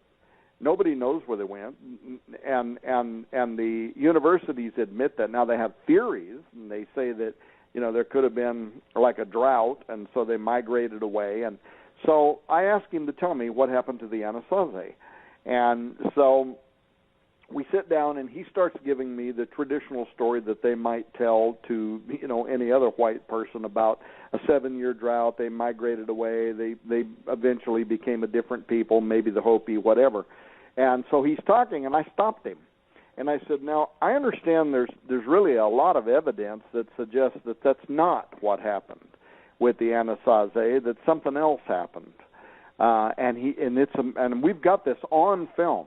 And oh, by the way, we're giving away. It's not available to the public anywhere. If you go to skywatchtv.com, you'll see the big ad up there on the top of the page. Click on that. If you purchase the book On the Path of the Immortals through skywatchtv.com, among all the other $200 worth of stuff we're giving away, we are providing the 2.5-hour special investigative report that has exclusive film footage of Dr. Mose, things that Chris Putnam caught on film. That 2.5-hour investigative report is being provided free, but you can't get it anywhere else. That's where you're going to get it. But anyway, so I asked him what happened to the Anasazi. He says, he starts telling the story, and when I question it, he stops. And this is the part, Steve, that got me. He looks right into the camera, and people will see this, and he says, and he smiles actually, and he says, "Well, I shouldn't tell you this, but," and I have no idea why this man went off record and told this story, but for the next hour, he tells us a different story. He says, "If you would have asked my great-grandfather, who was also a Navajo Nation medicine man, here's the story that he would have told." And brother, he starts describing a moment in early American history where a portal opens in the Four Corners area of the United States of America, and a reptilian, a deceiver, comes through the portal. Same story, almost identical to what the Apache talk about, and he starts deceiving the people. He starts teaching them sorcery, magical incantations. They go inside their kivas. They start practicing pharmakia. They open doorways. Giants come through and start cannibalizing, eating the people, teaching the people who are with them. They get like, here's the crazy part of this, Steve, they get like some of the Anasazi that are willing to be their guides, right, because they're trying to survive, to help them track down where other Anasazi are so they can eat them. They become cannibalistic. Now, here's something I want to tell you. This investigation continues right up until this very moment. I haven't stopped. Allie Anderson, who's a private investigator that works for me full-time, came on staff this last year, and I told her I want to know the deepest parts. I don't want to stop just because a book's written. I want to know the deepest parts of this storyline. She just yesterday gave me a 50-page report that is, it's just absolutely unbelievable. It is literally evidence at the university level here in the United States of Nephilim, probably human breeding, if you will, or raping Anasazi and the offspring. Now listen,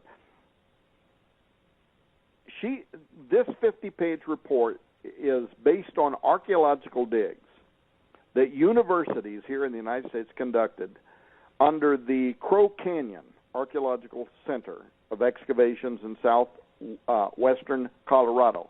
Some of this information is actually available online. You could read it online.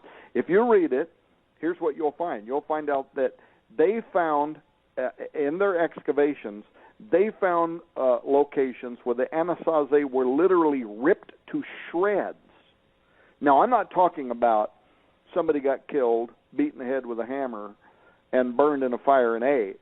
I mean literally the flesh and bone is ripped to shreds, as if they had been torn apart, Steve, like this ogre you was talking about a moment ago. This is in the Crow Canyon Archaeological Center excavation, southwestern Colorado, university-level excavations that were done here in the U.S.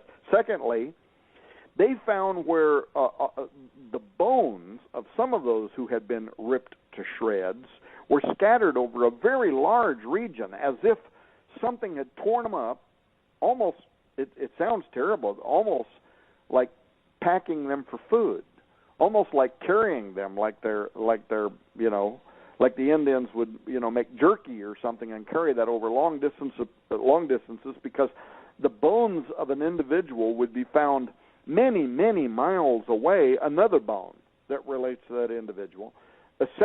Thirdly, and this is where it gets really weird, they uncovered remains of what they're calling Anasazi Indians, but they're larger than all of the other Anasazi-Indians. They have mutated mandibles. They have sharp teeth, almost like an animal, and they have 6 fingers and 6 toes.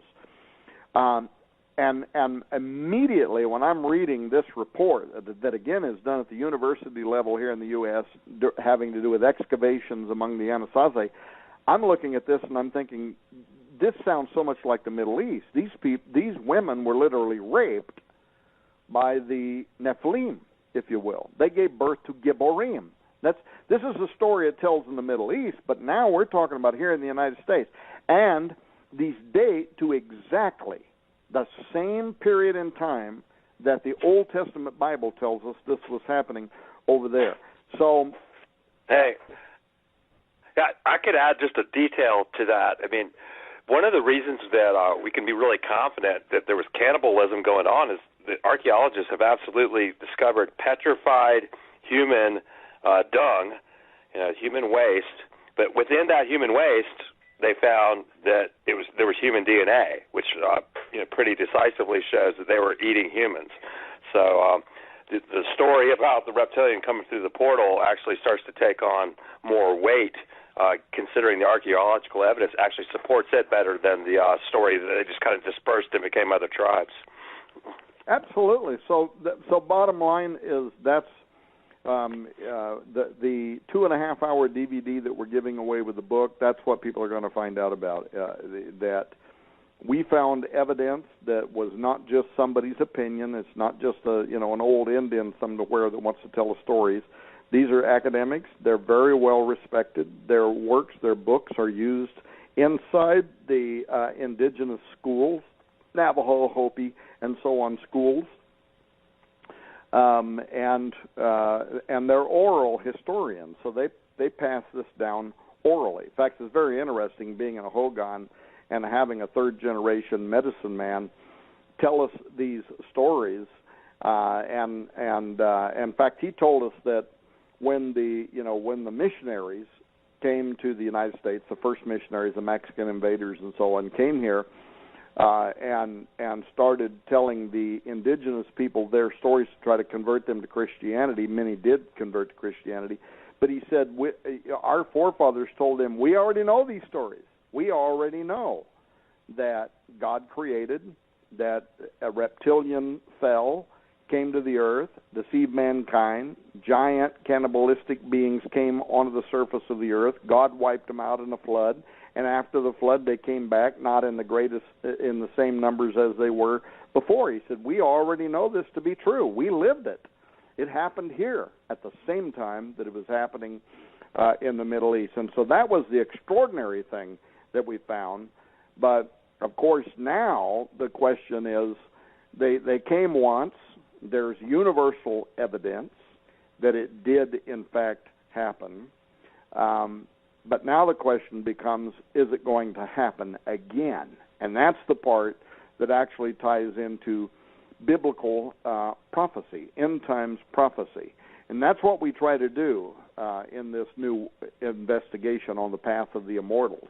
And Chris did some research in there that is absolutely some of my absolute favorite stuff I've read in a very, very long time, where he talks about the fiery flying seraphim. And I don't know that we'll talk about that tonight, but just so people will know, when they get the book and they talk, and you see the biblical evidence, the Hebrew evidence, even the Dead Sea Scrolls that also describe these creatures that came through as having a reptilian presence. The fact that is corroborated in scholarly works is just wonderful. It's fabulous.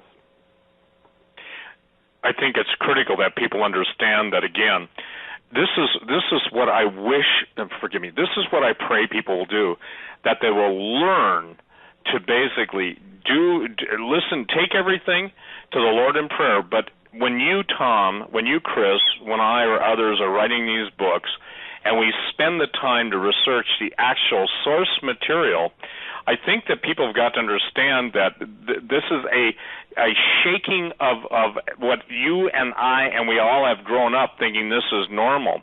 The fascinating thing about Mesoamerica, the Incas, the Mayans, the Aztecs, everything that I have tracked in history basically goes back to the same thing, that the appetite for human flesh. Somebody said, where is that in the Bible? It was in Numbers 13, 33, 34 in that area, that the land, it devours its inhabitants. That means it doesn't basically hit them with taxation. It means that they ate them. And the thing that is interesting is that obviously the life is in the blood. I think it's fascinating. I believe, Chris, you'll I think really see this. I believe the fascination with vampirism is a preparatory mindset in the supernatural realm to basically get people accustomed to accepting the fact that when these things come forth, they're going to have to be fed. And Tom, do you guys remember the old Series V? I think they brought it out again. The Flying Saucer series. What were those entities looking like after they stripped their face masks off, or their whatever they could project the humans' look on? They were reptilians, were they not? Absolutely right. Mm-hmm. Yeah, and so what I'm saying is, here's the deal. The reason you have Area 51, you have all the different sites, all the Dulce bases, all the information about aliens, etc., is that they are seeking to come back into our realm. And maybe in the next hour we can get into we'll get into Hollow Earth, but I can tell you this, that I had, and this will probably whet some people's appetite, I had a general talk to me, and he said, if you want to see what we have to deal with in the Special Forces area of the things that go bump in the night, okay, he said, go watch the show, The Cave. And I don't know if you've ever seen it, but there's some really, really nasty things in the cave, and he said, Steve, it's worse than that. So it's fascinating that in the cave, and again, it's available on whatever you can, get on Netflix or whatever. And there's another movie that was like that, and I forget the name of it, but it was very similar. They both came out at the same time. Again, that was floating. So when Jesus said that men's hearts are going to fail them for things coming up on, UPON, the earth, what do people think that is? Do they think it's seriously, if our critics have any basis of standing, why don't they do a refutation beyond the sons of Seth? And everything in Genesis, I want to make this clear, everything in Genesis said after its kind. Anything that God created and he saw it and it was good. Everything the devil has done in history, and people can go on my website, Genesis6Giants.com, Genesis 6 Giants, all spelled out. 6 is the the number 6. Genesis6Giants.com, and read in the ancient manuscripts. It's up on the top nav bar, but they can read the Book of Giants, the Book of Enoch. See, we talk primarily about human-like things, but it says the fallen angels, the Nephilim, had sex with everything. I mean, in my book, Genesis 6, I quote some of the Babylonian tablets where these guys, the Nephilim, are bragging to their buddy Nephilims about getting it on with animals. And that's why God's prohibition, listen to this, against bestiality required the death of the beast as well as the person that was doing the beast. I'm sorry, I don't know how to say it any clearer than that. Most people cannot equate that to a genetic judgment by the living God. I don't know to the degree that was possible, but aren't we seeing this, you guys, in a technological form? Chris, I'll point the question to you. Are we not seeing the combination now of chimera-like beings, everything, and it kind of passed, it just went over everybody's heads until Tom Horn came on the scene, Steve Quayle came on the scene, and others came on the scene. Wait a minute, this is wrong. We're crossing every boundary. So every single boundary that God had placed in a position for our safety, for our protection, out of his love for us, these guys are trying to break. So it's fascinating that when somebody says they're seeing dinosaurs or they're seeing anything in that realm, I don't doubt it. And by the way, Tom, did you ever get that YouTube to open up with the demons at the beam point in CERN? No, you sent it to me earlier and it didn't open, and I left, and then when I came back it was time for the show. Okay. Well, anyway, I was contacted by a cutout, meaning somebody that was too frightened to contact me. I don't blame them. And they were talking about those very things, seeing. So, Chris, this is the question to you. We've got CERN now. We have people literally dancing. I'm talking about a dance troupe, Let's call it the ballet from hell, okay? Hell's ballet, dancing around, doing the dance of cosmic destruction in CERN.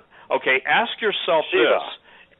Yes, Shiva. They're doing the dance of Shiva. I'm talking about people literally in the tunnels, dancing around, making this big epic thing. Obviously, they're celebrating the coming destruction of the world and the promise of a new recreated world. What's your thought on that? Because, this is so beyond bizarre. This is so beyond the outer limits. This is even beyond the time tunnel combined with the Twilight Zone, okay? The point being, address that, because these are human beings dancing to their own destruction.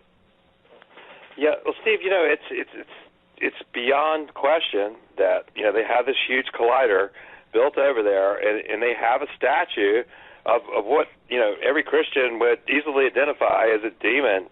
That the Hindus call their creator Shiva, and also the god of destruction, the destroyer of worlds. In fact, when CERN was going to go online, a young Indian girl actually committed suicide, thinking that Shiva was going to be entering through, CERN as a portal. So a lot of people were concerned that actually take the god Shiva seriously. Now, of course, we would identify Shiva as just another demon. In Hinduism, they have literally 30 million named gods, and I think that's quite telling of what that religion is really about. The 30 million gods are basically just the different levels of demonic entities that we would acknowledge. Yes, they do exist, but they certainly aren't our creators, or ultimately they will not destroy the universe. They're going to be put in their place. But here we have these atheistic scientists who are making really high-minded and boastful claims about discovering the nature of creation. They're going to call, the subatomic particle the God particle, as if they were discovering God with subatomic physics. And it's all kind of blasphemous in a particular way, because most of them don't even really believe in God, much less worship Him or acknowledge His holiness, or that He really is the Creator. They think that it's all naturalism, and that they are these scientists who are going to inform us of the truth, and we're just, superstitious religious people who can't grasp, their level of intellect. This is what they think. But at the same time, they're making statements about we could open a gateway and no telling what might come through.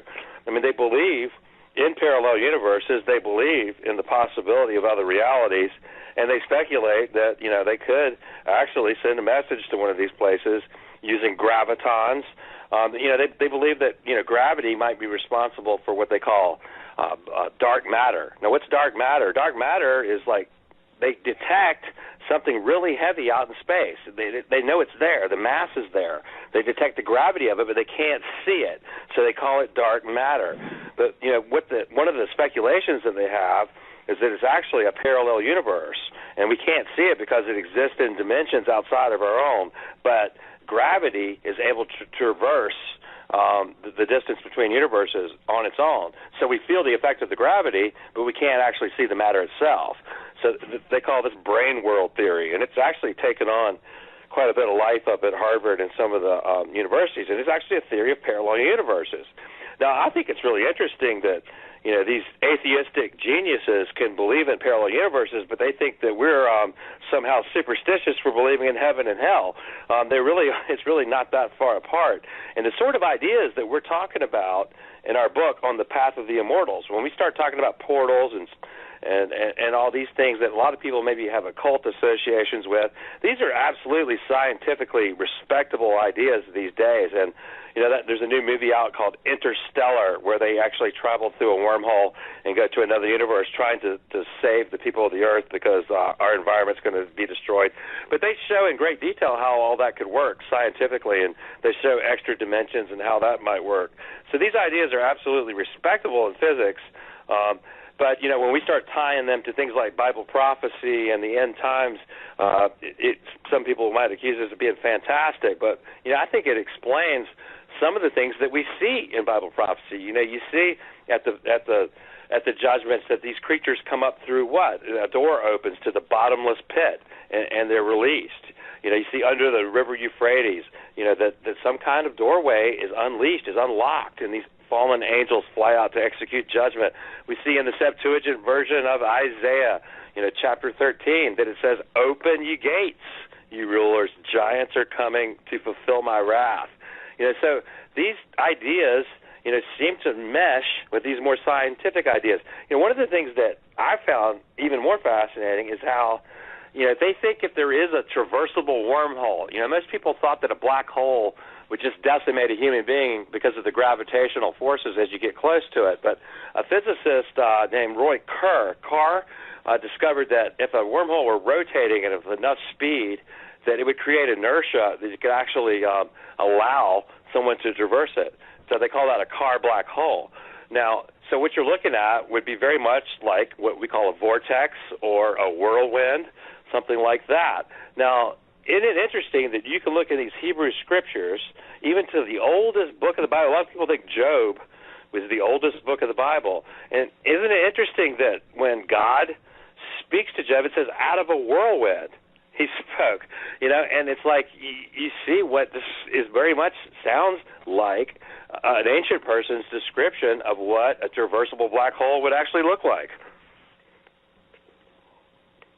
Well, and I think that as how we say this, theoretical physics has to ultimately come into the spiritual realm, because again, isn't it amazing?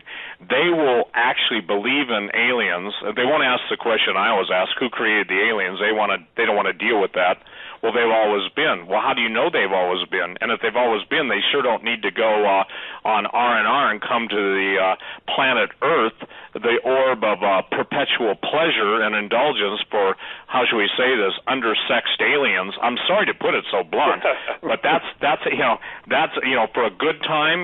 When you pass the rings of Saturn, you see a sign out there saying "Go to Earth" and have a good time. The reason I'm saying that in a ridiculous manner is because that's how ridiculous the argument is that the aliens created us, but never asking the question who created them. Is it so tough for... Yeah, go ahead.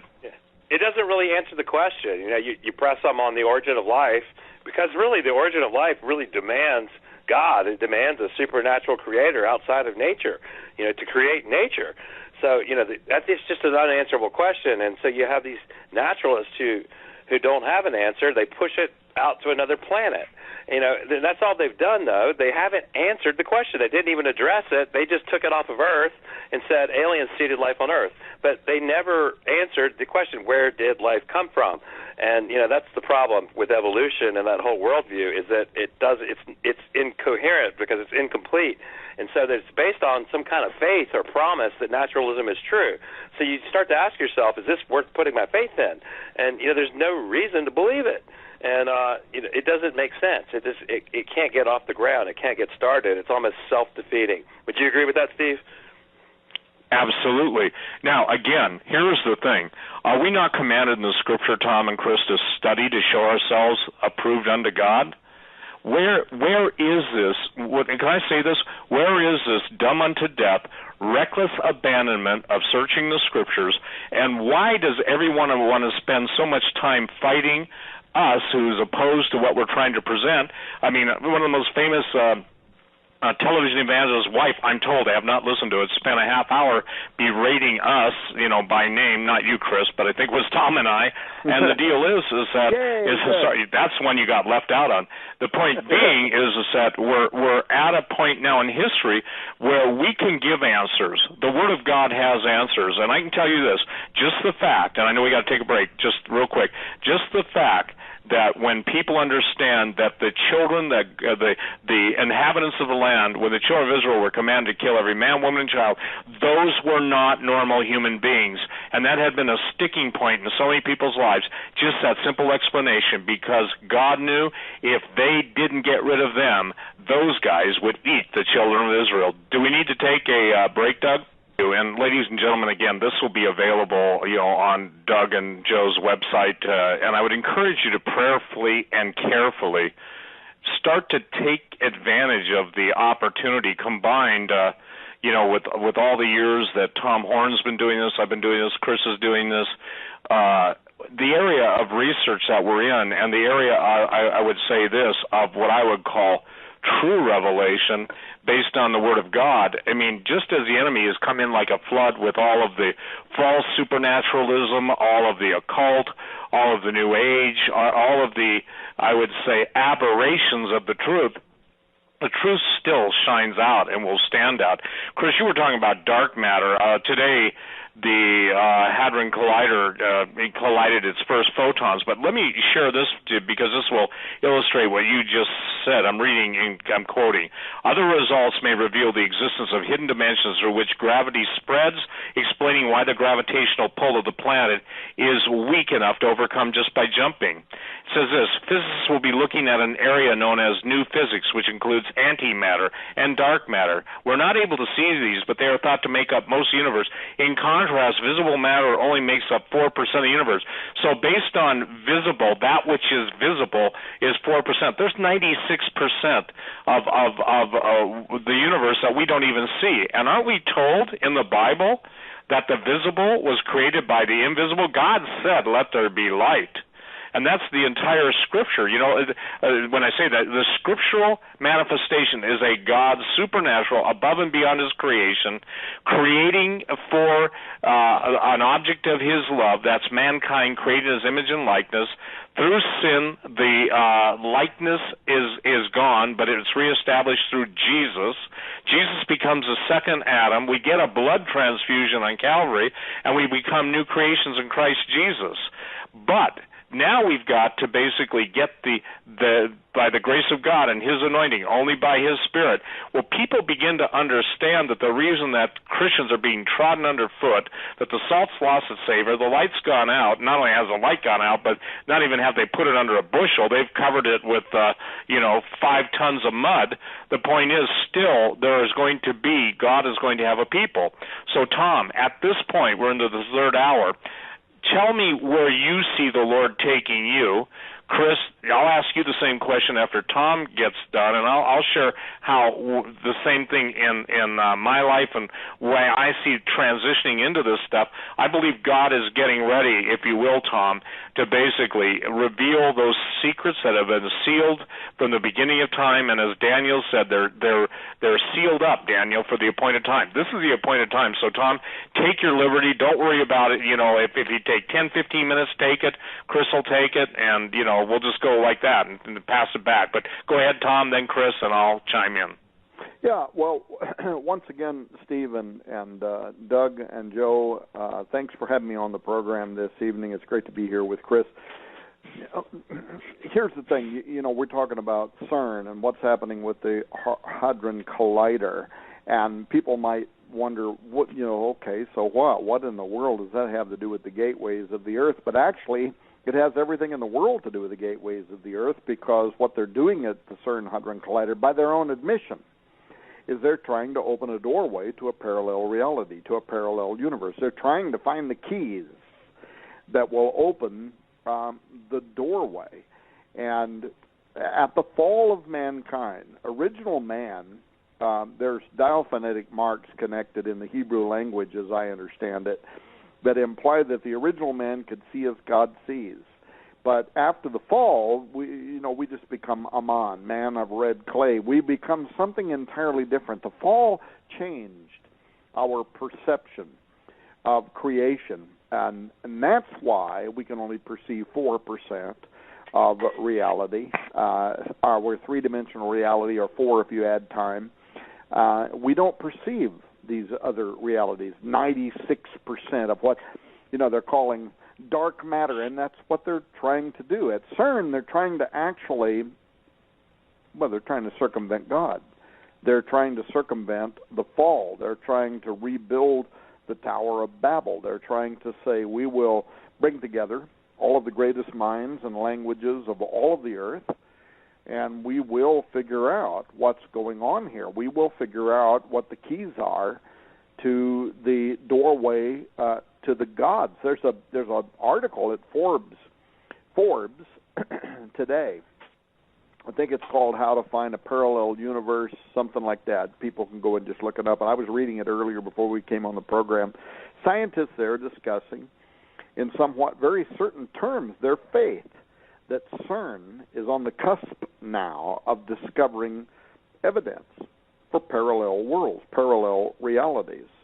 And so they're running these experiments. These are, by the way, these are the most powerful experiments ever conducted on the face of the Earth. They are colliding protons, not right yet, but they are going to this coming week. 1 week from now, by the mid of May, they'll be colliding protons at nearly the speed of light, and they're expecting that they'll have something like 600 million collisions per second that they'll be conducting.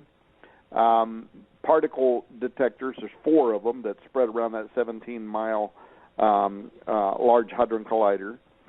They'll film the particles as they collide into one another. They get them going really fast, almost the speed of light, and then they narrow down magnetically the pathway that they're traveling to about the width of a human hair.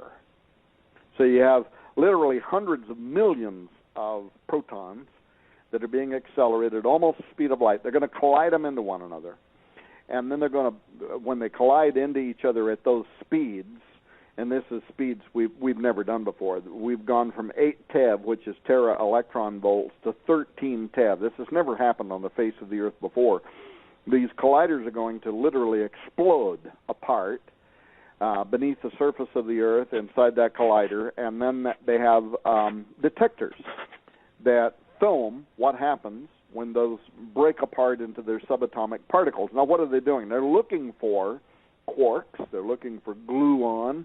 Go back and get the series that Steve Quayle and I did. It's a 6 or 8 part series called The Days of Noah or something like that.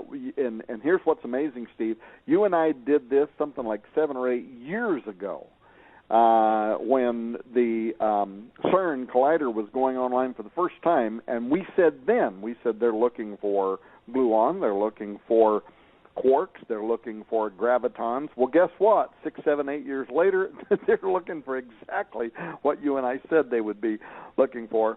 So, but so what, right? They're particle physicists. So what? They're trying to make out what all matter is made out of.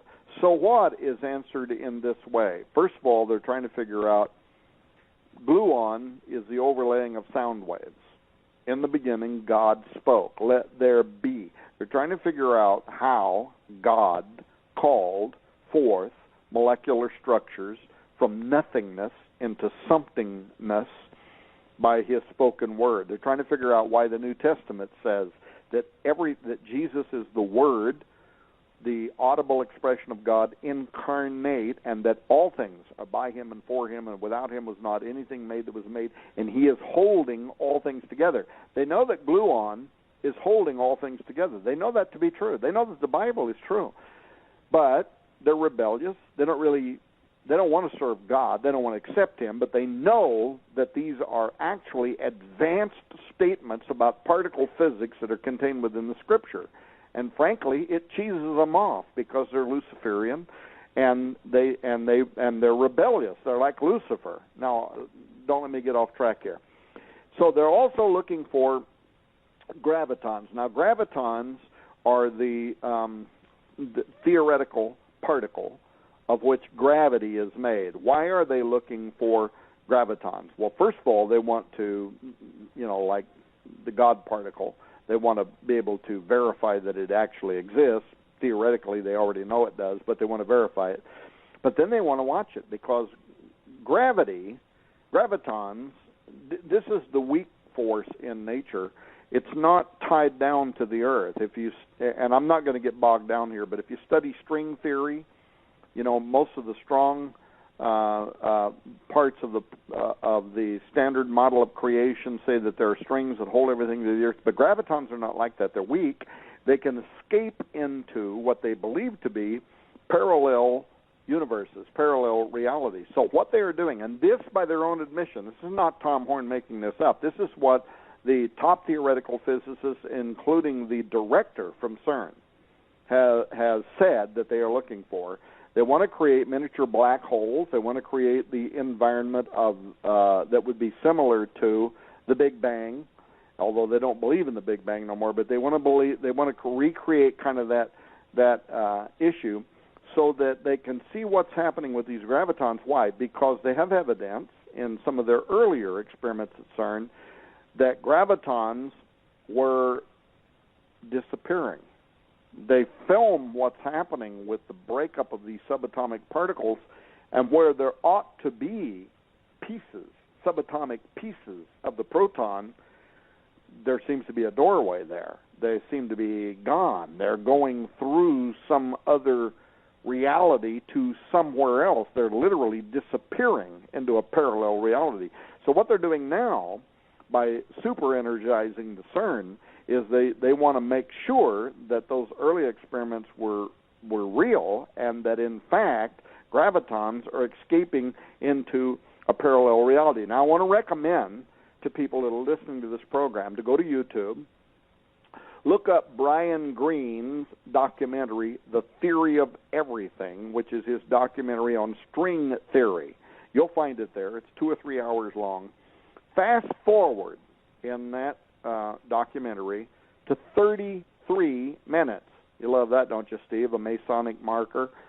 Fast forward to 33 minutes in the documentary, and listen now as physicists start explaining how, if they can prove that gravitons are escaping into a parallel universe, that gravitons then might also be, here's the important point, might be the vehicle that we can use to send messages through from our reality into that parallel reality to make contact, like sending digital strings of ones and zeros, or a high-tech Morse code, if you will, to send that through to say we are here, and then to wait and see if we have something that comes back that says, we're here too. Or maybe, as Steve Quayle might phrase it, we'll be right there to eat you. But that's what we're doing. And this is why Sergio Bertolucci, the director of CERN, has said that we are intending to open up a doorway. That's what he said. And he said we might send something through it. That's what he's talking about. We're going to try to figure out how to use gravitons to communicate with this parallel reality. He said we're going to open a doorway. We're going to send something through. But he said something might also come through that doorway back into our world. That's exactly what they are trying to do at CERN. They are literally trying to find the keys that will open the doorway, the stargate, the portal, that will allow this other reality to come through. And now they're working on other experiments. They're looking for dark matter, which Chris was talking about a moment ago. They're searching for tiny black holes they think could be gateways to these parallel universes, alternate dimensions. And the hope is that in the meantime, they're not going to open up something that could literally unleash hell on Earth, because 13 TeV, 13 tera electron volts, I would just challenge the listener, go out and look that up to understand what that means. There has never been anything that has even come close, not even close, to the power of the experiments that we are going to begin in about 7 days from today. Chris. Hey, Chris? He's still connected with us. Yeah. No, yes. There you go. Are you there, Chris? I'm talking if I need to. No, I'm here. Chris, go ahead, Okay. Chris. Take your time. Well, yeah, okay, the I was question. looking back. Can you hear me? Yes, we can hear Hello?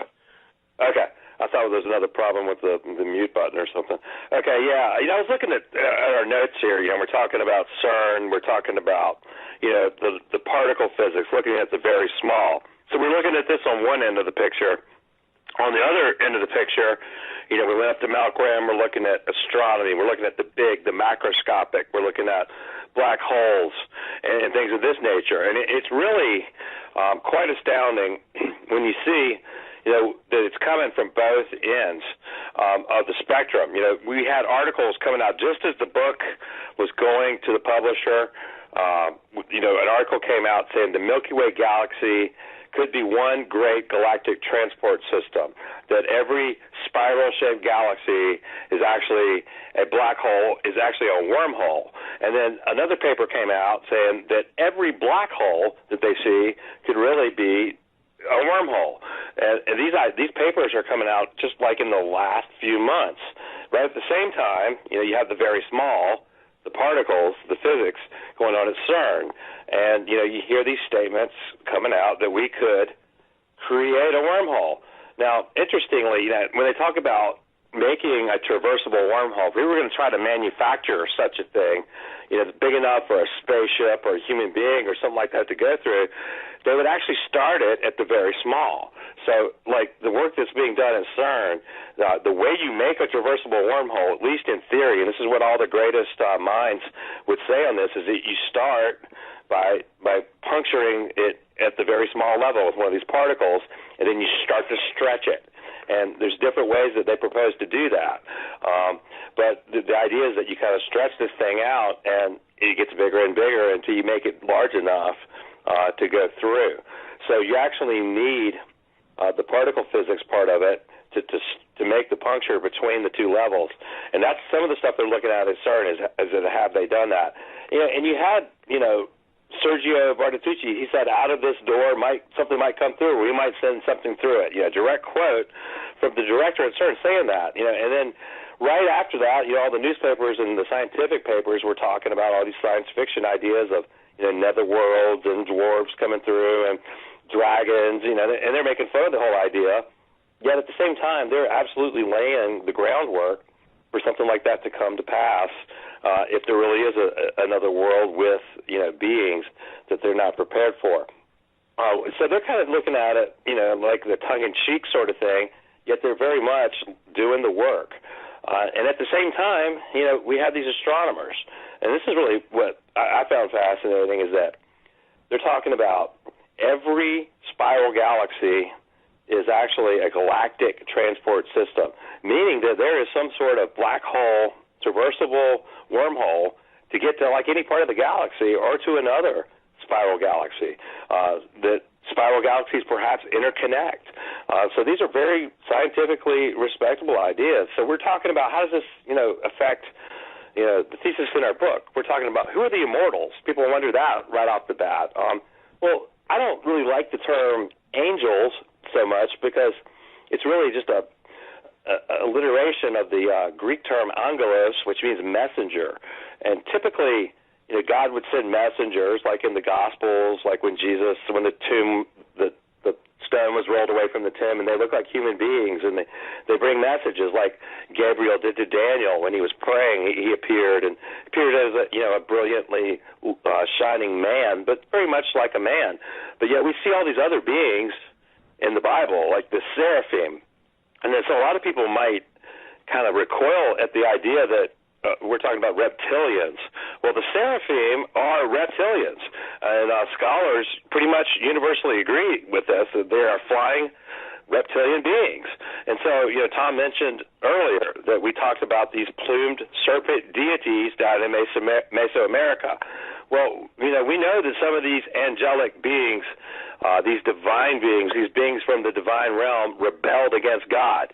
Well, we see these flying serpent beings in God's throne room called the seraphim. Well, in Isaiah, that same term appears later in the book, but they don't just say seraphim. They call it, like in the King James, it says fiery flying serpent. It's the exact same term in Hebrew, seraphim. It just depends on the context. If they're fallen, it appears that our translators have kind of made a decision for us it's almost like somewhat of a obfuscation, I think, because when they're in the throne room of God, they just call them seraphim, and it kind of masks the truth that they are reptilian beings, even there, because and then later they use the same term. They'll just translate it as fiery flying serpent, but it's absolutely the same word that Isaiah used when he was in the throne room of God. So the existence of flying serpent beings is a biblical idea. It's right there in Isaiah, and it appears all throughout the Bible. But in the Old Testament, every time you see a seraphim mentioned, that is a reptilian. There's really universal agreement on that with Semitic language scholars. So when you go down to Mesoamerica and you see these peoples are worshiping plumed serpent deities. I mean, it's pretty clear to me that this is the same sort of divine being that Isaiah saw in the throne room, but it's a fallen divine being. It's a divine being that's accepting worship, that's presenting itself as a god, and it's absolutely commanding blood sacrifice, human sacrifice. And it's really not that surprising when you put the big picture together. But that, Quetzalcoatl is a fallen seraphim, from the Hebrew Bible. So, we make that argument in the book. And so, like I said, Angelos is a messenger, yet we see seraphim, we see cherubim, and these are fierce-looking creatures. A cherubim is not something that God would send as a messenger because it would scare the piss out of whoever it showed up to. And, that is absolutely a biblical idea as well. And I would add, Chris. I got to stop. Chris, talking about people having the pee-pee scared up. These seraphim, that's exactly what Dr. Mose described. It's exactly what the Apache and the Hopi described, but it's also what we show in our film, our exclusive film that we shot of the petroglyphs. And when we went down into the petroglyphs, we hired a Cherokee guide to take us into places where the public can't go. We went actually literally past a locked gate where you can't go. And I got to tell you something about something else you told me in a minute, Steve. Don't let me forget about the Fifth World. But he takes us down there. We shoot film petroglyphs that were drawn as early as maybe 1,000 years before Christ, and it shows the spiral vortex, right, Chris? The spiral vortex, the tornado, if you will, and next to it, a giant reptilian creature with a halo around its head coming through the spiral vortex. Right next to that giant six-toed footprints in pursuit of smaller five-toed footprints. And when you couldn't stand there and look at these ancient petroglyphs that were drawn at the same time Moses was writing the Old Testament and not understand that the phenomenon that was occurring on the earth was global, it was worldwide, and that, by the way, is why there had to be a universal flood, not just a Middle East flood. It had to be worldwide because all flesh, the Scripture says, both man and beast, had become corrupted. But these seraphim that were here in the U.S. and the ones that Chris is talking about in the Hebrew Old Testament, and the fact that they're terrifying, it doesn't make me feel much better when we're talking about CERN and what they're trying to do at CERN, to know that dedicated right outside of the headquarters there is Shiva, the very entity you guys were talking about, the deity, the Indian entity that destroys at the molecular level and rebuilds at the molecular level. But what I would challenge people to do is go and go to Wikipedia and look up the Shiva statue that is standing there, blow up the image until you can read the dedicatory that is on the bottom of that statue. That's the part that'll blow you away, because the statue isn't just there. The statue is dedicated as the omnipresent God.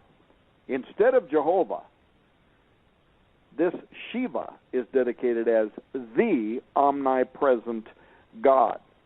Additionally, CERN is actually located in St. Genus Quayle. Now, this is a township in eastern France. It lies on the border with Switzerland. It's nestled into the foothills of the Jura Mountains and Lake Geneva. This Quayle was actually established by the Romans in ancient times as, guess what, Apaliacum.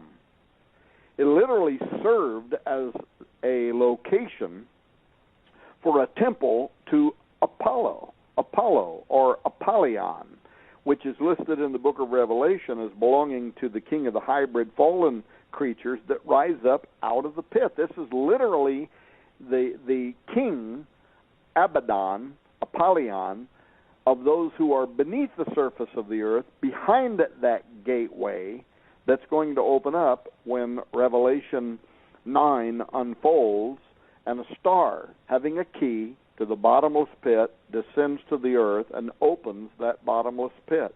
So I'm telling you, this is kind of concerning to me that this is where CERN is operating, that they are attempting to find the key to a doorway, even admitting it. They're talking about it publicly. It's exactly what they want to do. They want to make contact with another reality. And yet the Bible, thousands of years ago, saying that this was exactly what was going to happen, but it actually says that this Apollyon is going to rise up out of the bottomless pit, and he's going to actually enter into the Antichrist and become the king of the end times New World Order.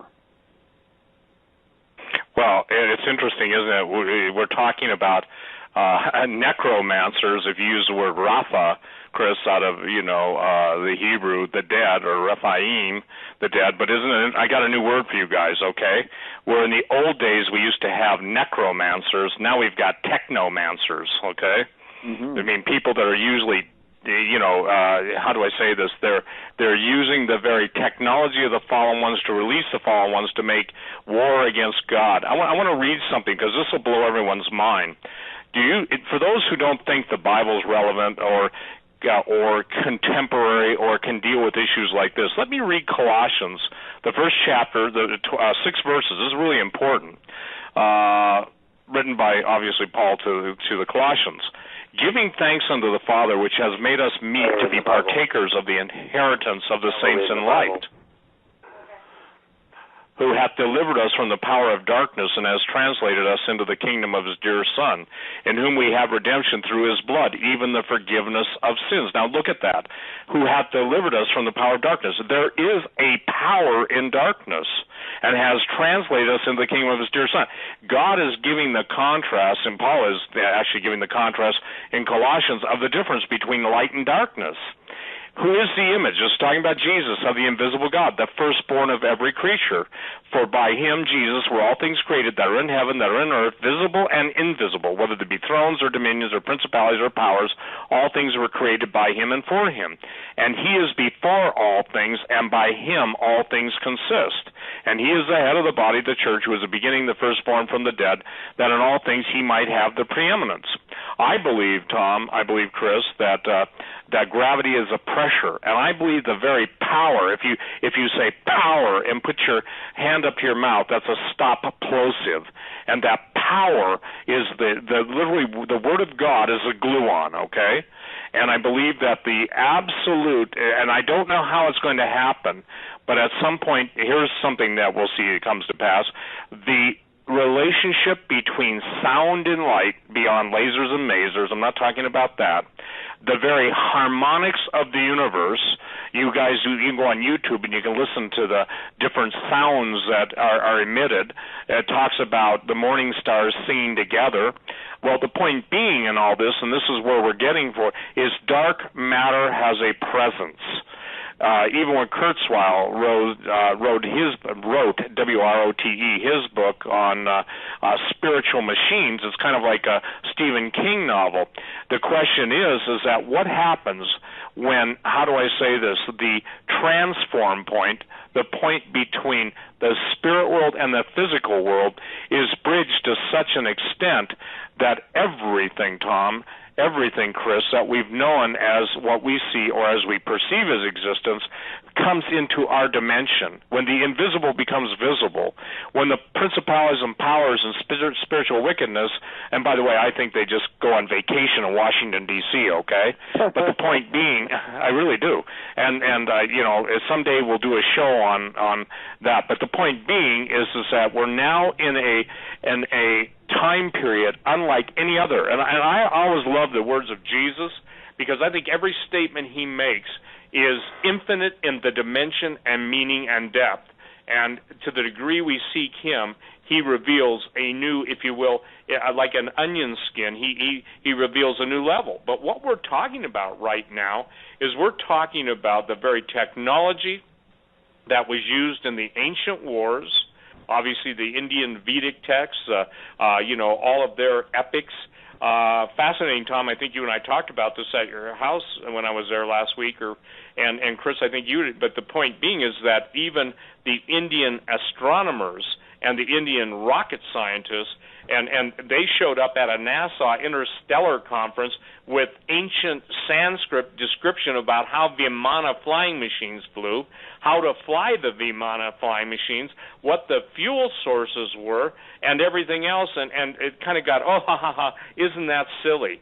Well, it's not silly at all. And now from what you've said tonight, Tom, I will say this again. Chris, I will say this. I believe tonight what you shared about Iraq, and I just filled in a few minor details, is absolutely a pivotal and seminal turning point. Because at some point, they're going to bring out some of the ancient technology, they're going to show it us, and they're going to say it was left to us by our creator benefactors, who, by the way, just happen to come from the Pleiades or whatever, The point being is that when they start to pull that, then that brings us to the other question I want to give to you tonight, Tom. When you were explain who showed up at Mount Graham when that guy told you about it, because I don't think you've ever said that until just you told me that last week, and if I missed that, I missed it. But who showed up in his helicopter at Mount Graham? I don't think I know what we're talking about. Well, didn't you tell me that you talked to somebody that said the Pope came in? Oh, yeah. Actually, we were on our way up the mountain. Sorry, I faded out there for a moment. We were on our way up the mountain. We stopped at it was I don't know, like a public parks building that had been built during the Great Depression. It looked like a house. Yeah. What's that? It looked like a small home, actually. That maybe someone had lived there in the past. If you remember, had a fireplace. Yeah, it was kind of cozy and stuff. Yeah. Yeah, and so we went inside there to have our lunch while we were on our way up. But here was the mysterious part about all that: is that the old guy that was in there, he was tending a fire, he was taking care of the facility. It was built during the Great Depression, some of the works programs, and so we're sitting there. He wants to know where we're going.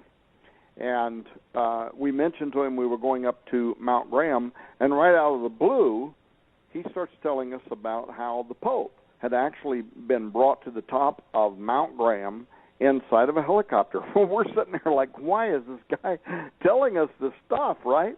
But he knew. He worked there. He worked for the Parks Department.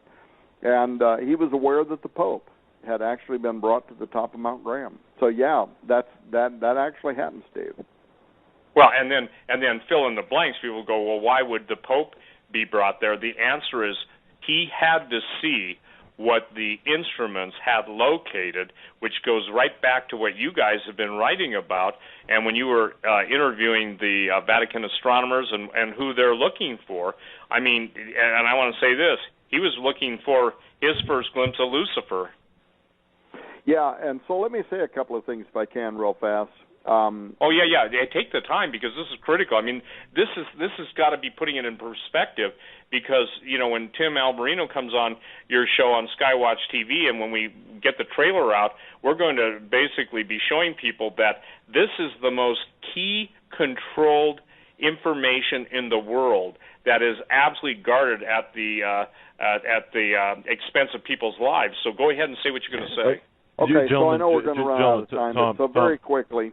excuse me, gentlemen. Let me just ask this one question here because we're getting a lot of emails about this. Can you just clarify which pope this was and give me an approximate time frame? I would assume this was Pope Benedict XVI because that's when we went up to the top of the mountain, and he spoke as if that had happened very recently, which was very kind of suspicious, if you will, because if Pope Benedict, we had already predicted that Pope Benedict was going to step down. Why would he have flown to the top of Mount Graham to be shown something which we absolutely have no idea what that was? But we assumed that it might have been connected to what Malachi Martin had been talking about, that they are using the technology on the top of Mount Graham to monitor something that is approaching the Earth. Now, we have no way of vetting whether this guy was telling the truth or not, but we also know that he was not there to meet with us. He didn't even know we was coming. We just showed up. And while we're standing there in this building halfway up the mountain onto the top of Mount Graham, he just blurts out and tells us how that the Pope had recently been brought in a helicopter to the top of Mount Graham. He was aware of it. And he worked for the State Parks Department. So we were just kind of surprised. I don't even know that we included that in our book, but Chris would verify that that's exactly what he told us happened. And so we were kind of surprised by it. And Doug, so let me say something directly to those that are listening to us now out of Rome. I was contacted by a priest, and we're just going to have to wait and see what happens. He said, watch what Pope Francis does in the encyclical that is coming out. It's going to be talking about the environment. He's going to issue an encyclical, which is very important to the Roman Catholics because it's kind of a moral imperative. It's going to tell them what they should or shouldn't do. It's going to be sent to all the bishops around the world who are going to send it to the 1.2 billion Catholics that are around the world. And already he is using language saying that the environmental issue is going to be a moral imperative. These are loaded words. When you hear a pope use language like moral imperative, this becomes kind of an enforcement, if you will. It's a very important document. So here's what I was told, to watch the language and see if the language is going to infer anything that has to do with what the Vatican's theologians right now are referring to as many worlds. This is something Guy Consolmagno, Jose Gabriel Funes, the Pope himself, who has degrees in science and actually had ambitions concerning astrobiology before he became a Jesuit. They would understand what this many worlds actually means, but the average listener out there might not, so let me explain it. Many worlds is this idea that there are many worlds, and that on these many worlds, exo-worlds out there, there are many other human-like people. When Jesus said, I have other sheep you know not of, that's what they're talking about. There are other worlds with people on them. They may be morally superior to us, but they're all watching, and we are only one of a coalition of worlds. Now, this is just a theory, but doctrine is being written around it.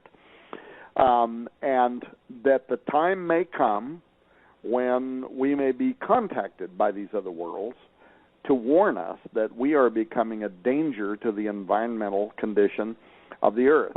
Let me give you a different explanation that will make people understand this. Remember the old movie that came out in the 50s or 60s, whenever it came out, called The Day the Earth Stood Still? Remember that? And this was the first time that the world learned that it was actually only one of a coalition of worlds and that we were being watched by others. And in the old original black and white, the idea was that we had developed nuclear technology that could, expand beyond our world to other places. And so the aliens were coming here with Klaatu Barada Nikto, the alien and his big robot, to let us know that if we ever thought we were going to expand our nuclear threat beyond the Earth, we would be reduced to a burned-out cinder. That's what the old original black and white said. Well, that movie was remade a couple of years ago with Keanu Reeves, And in the remake, they picked up the theme of many worlds in that the alien comes with his giant robot to let us know that humans now are the virus. We are the problem. We are destroying the environment. We are destroying the world. The whole message had to do with the whole greening, theology. And that we're going to have to be destroyed now because humans can't be turned around. We're wiping out Gaia, Mother Earth, and the Earth is more important than the humans that may live on top of it, according to the many Earths theory. So now, if you see the movie, somewhere in there, I think they convinced the alien that maybe humans can repent, maybe humans can become more conducive to the whole, environmental situation. So what this Catholic was wanting me to know is watch the language that's going to come in the Pope's encyclical and note if there's any language in there that has to do with this mini Earths theory. Because if there is, then where he is coming from has to do with an extraterrestrial worldview, an extraterrestrial point of view, that we are only one of many worlds, and we have a responsibility to the other worlds, and they're watching, the angels, the aliens, the whatever, they're watching, and we're going to be held responsible for the human ecological impact on the earth.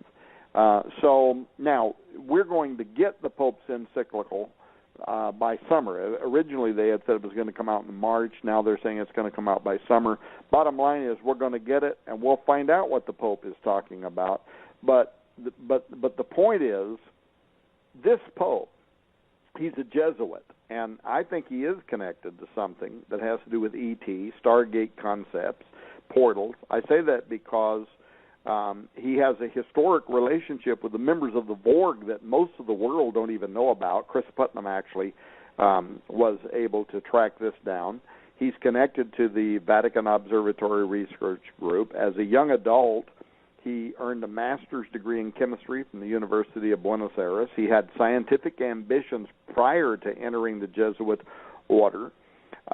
Secondly, when the current leader of the Borg, Jose Gabriel Funes, entered the Jesuit order, one of his examiners was Pope Francis Bergoglio. So you have this relationship going back for a long time. But then thirdly, in a recent interview with the Catholic press, Jose Funes said about his personal friend, Pope Francis, he said he is going to soon turn his attention to issues of astrobiology. So there is something that is coming. It's coming. This Pope's going to make it either in this encyclical or in some authoritative document following that. He's going to make some commentary that's actually going to tie back to this work on the path of the immortals, doorways of the earth, extraterrestrial intelligence. So, as always, we're going to run out of time. Yep.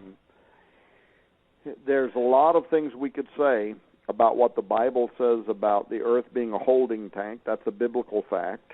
It's the Old Testament paradise location, Sheol, Hades, but it goes much further than that. Job 26:5 talks about the Raphaim squirming beneath the surface of the earth in anticipation of their resurrection. So there's just so much information we didn't have time to cover tonight. Secondly, not only is the earth dynamic, prophecy. Revelation 9, the fifth angel sounds, the bottomless pit is opened, things come up out of the earth. Also Isaiah 13, a command is given, the gates of the earth open, giants come to fulfill the wrath. But what we didn't have time to talk about was how Enoch and his 70 generations prophecy actually puts the timing of when those gates are going to open to right now, essentially right now. The very moment we're living in, according to ancient biblical prophecy, is the moment when the doorways of the earth are going to open. I wish we would have had time to also talk about the Babylon working, because the Babylon working, Jack Parsons, L. Ron Hubbard, they wrote, Parsons wrote in his biography how the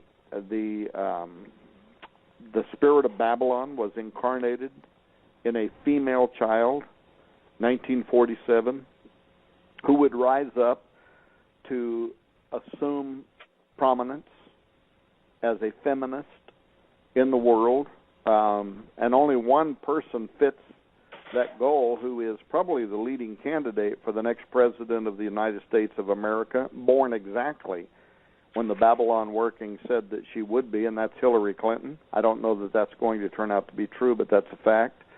Yes, it is.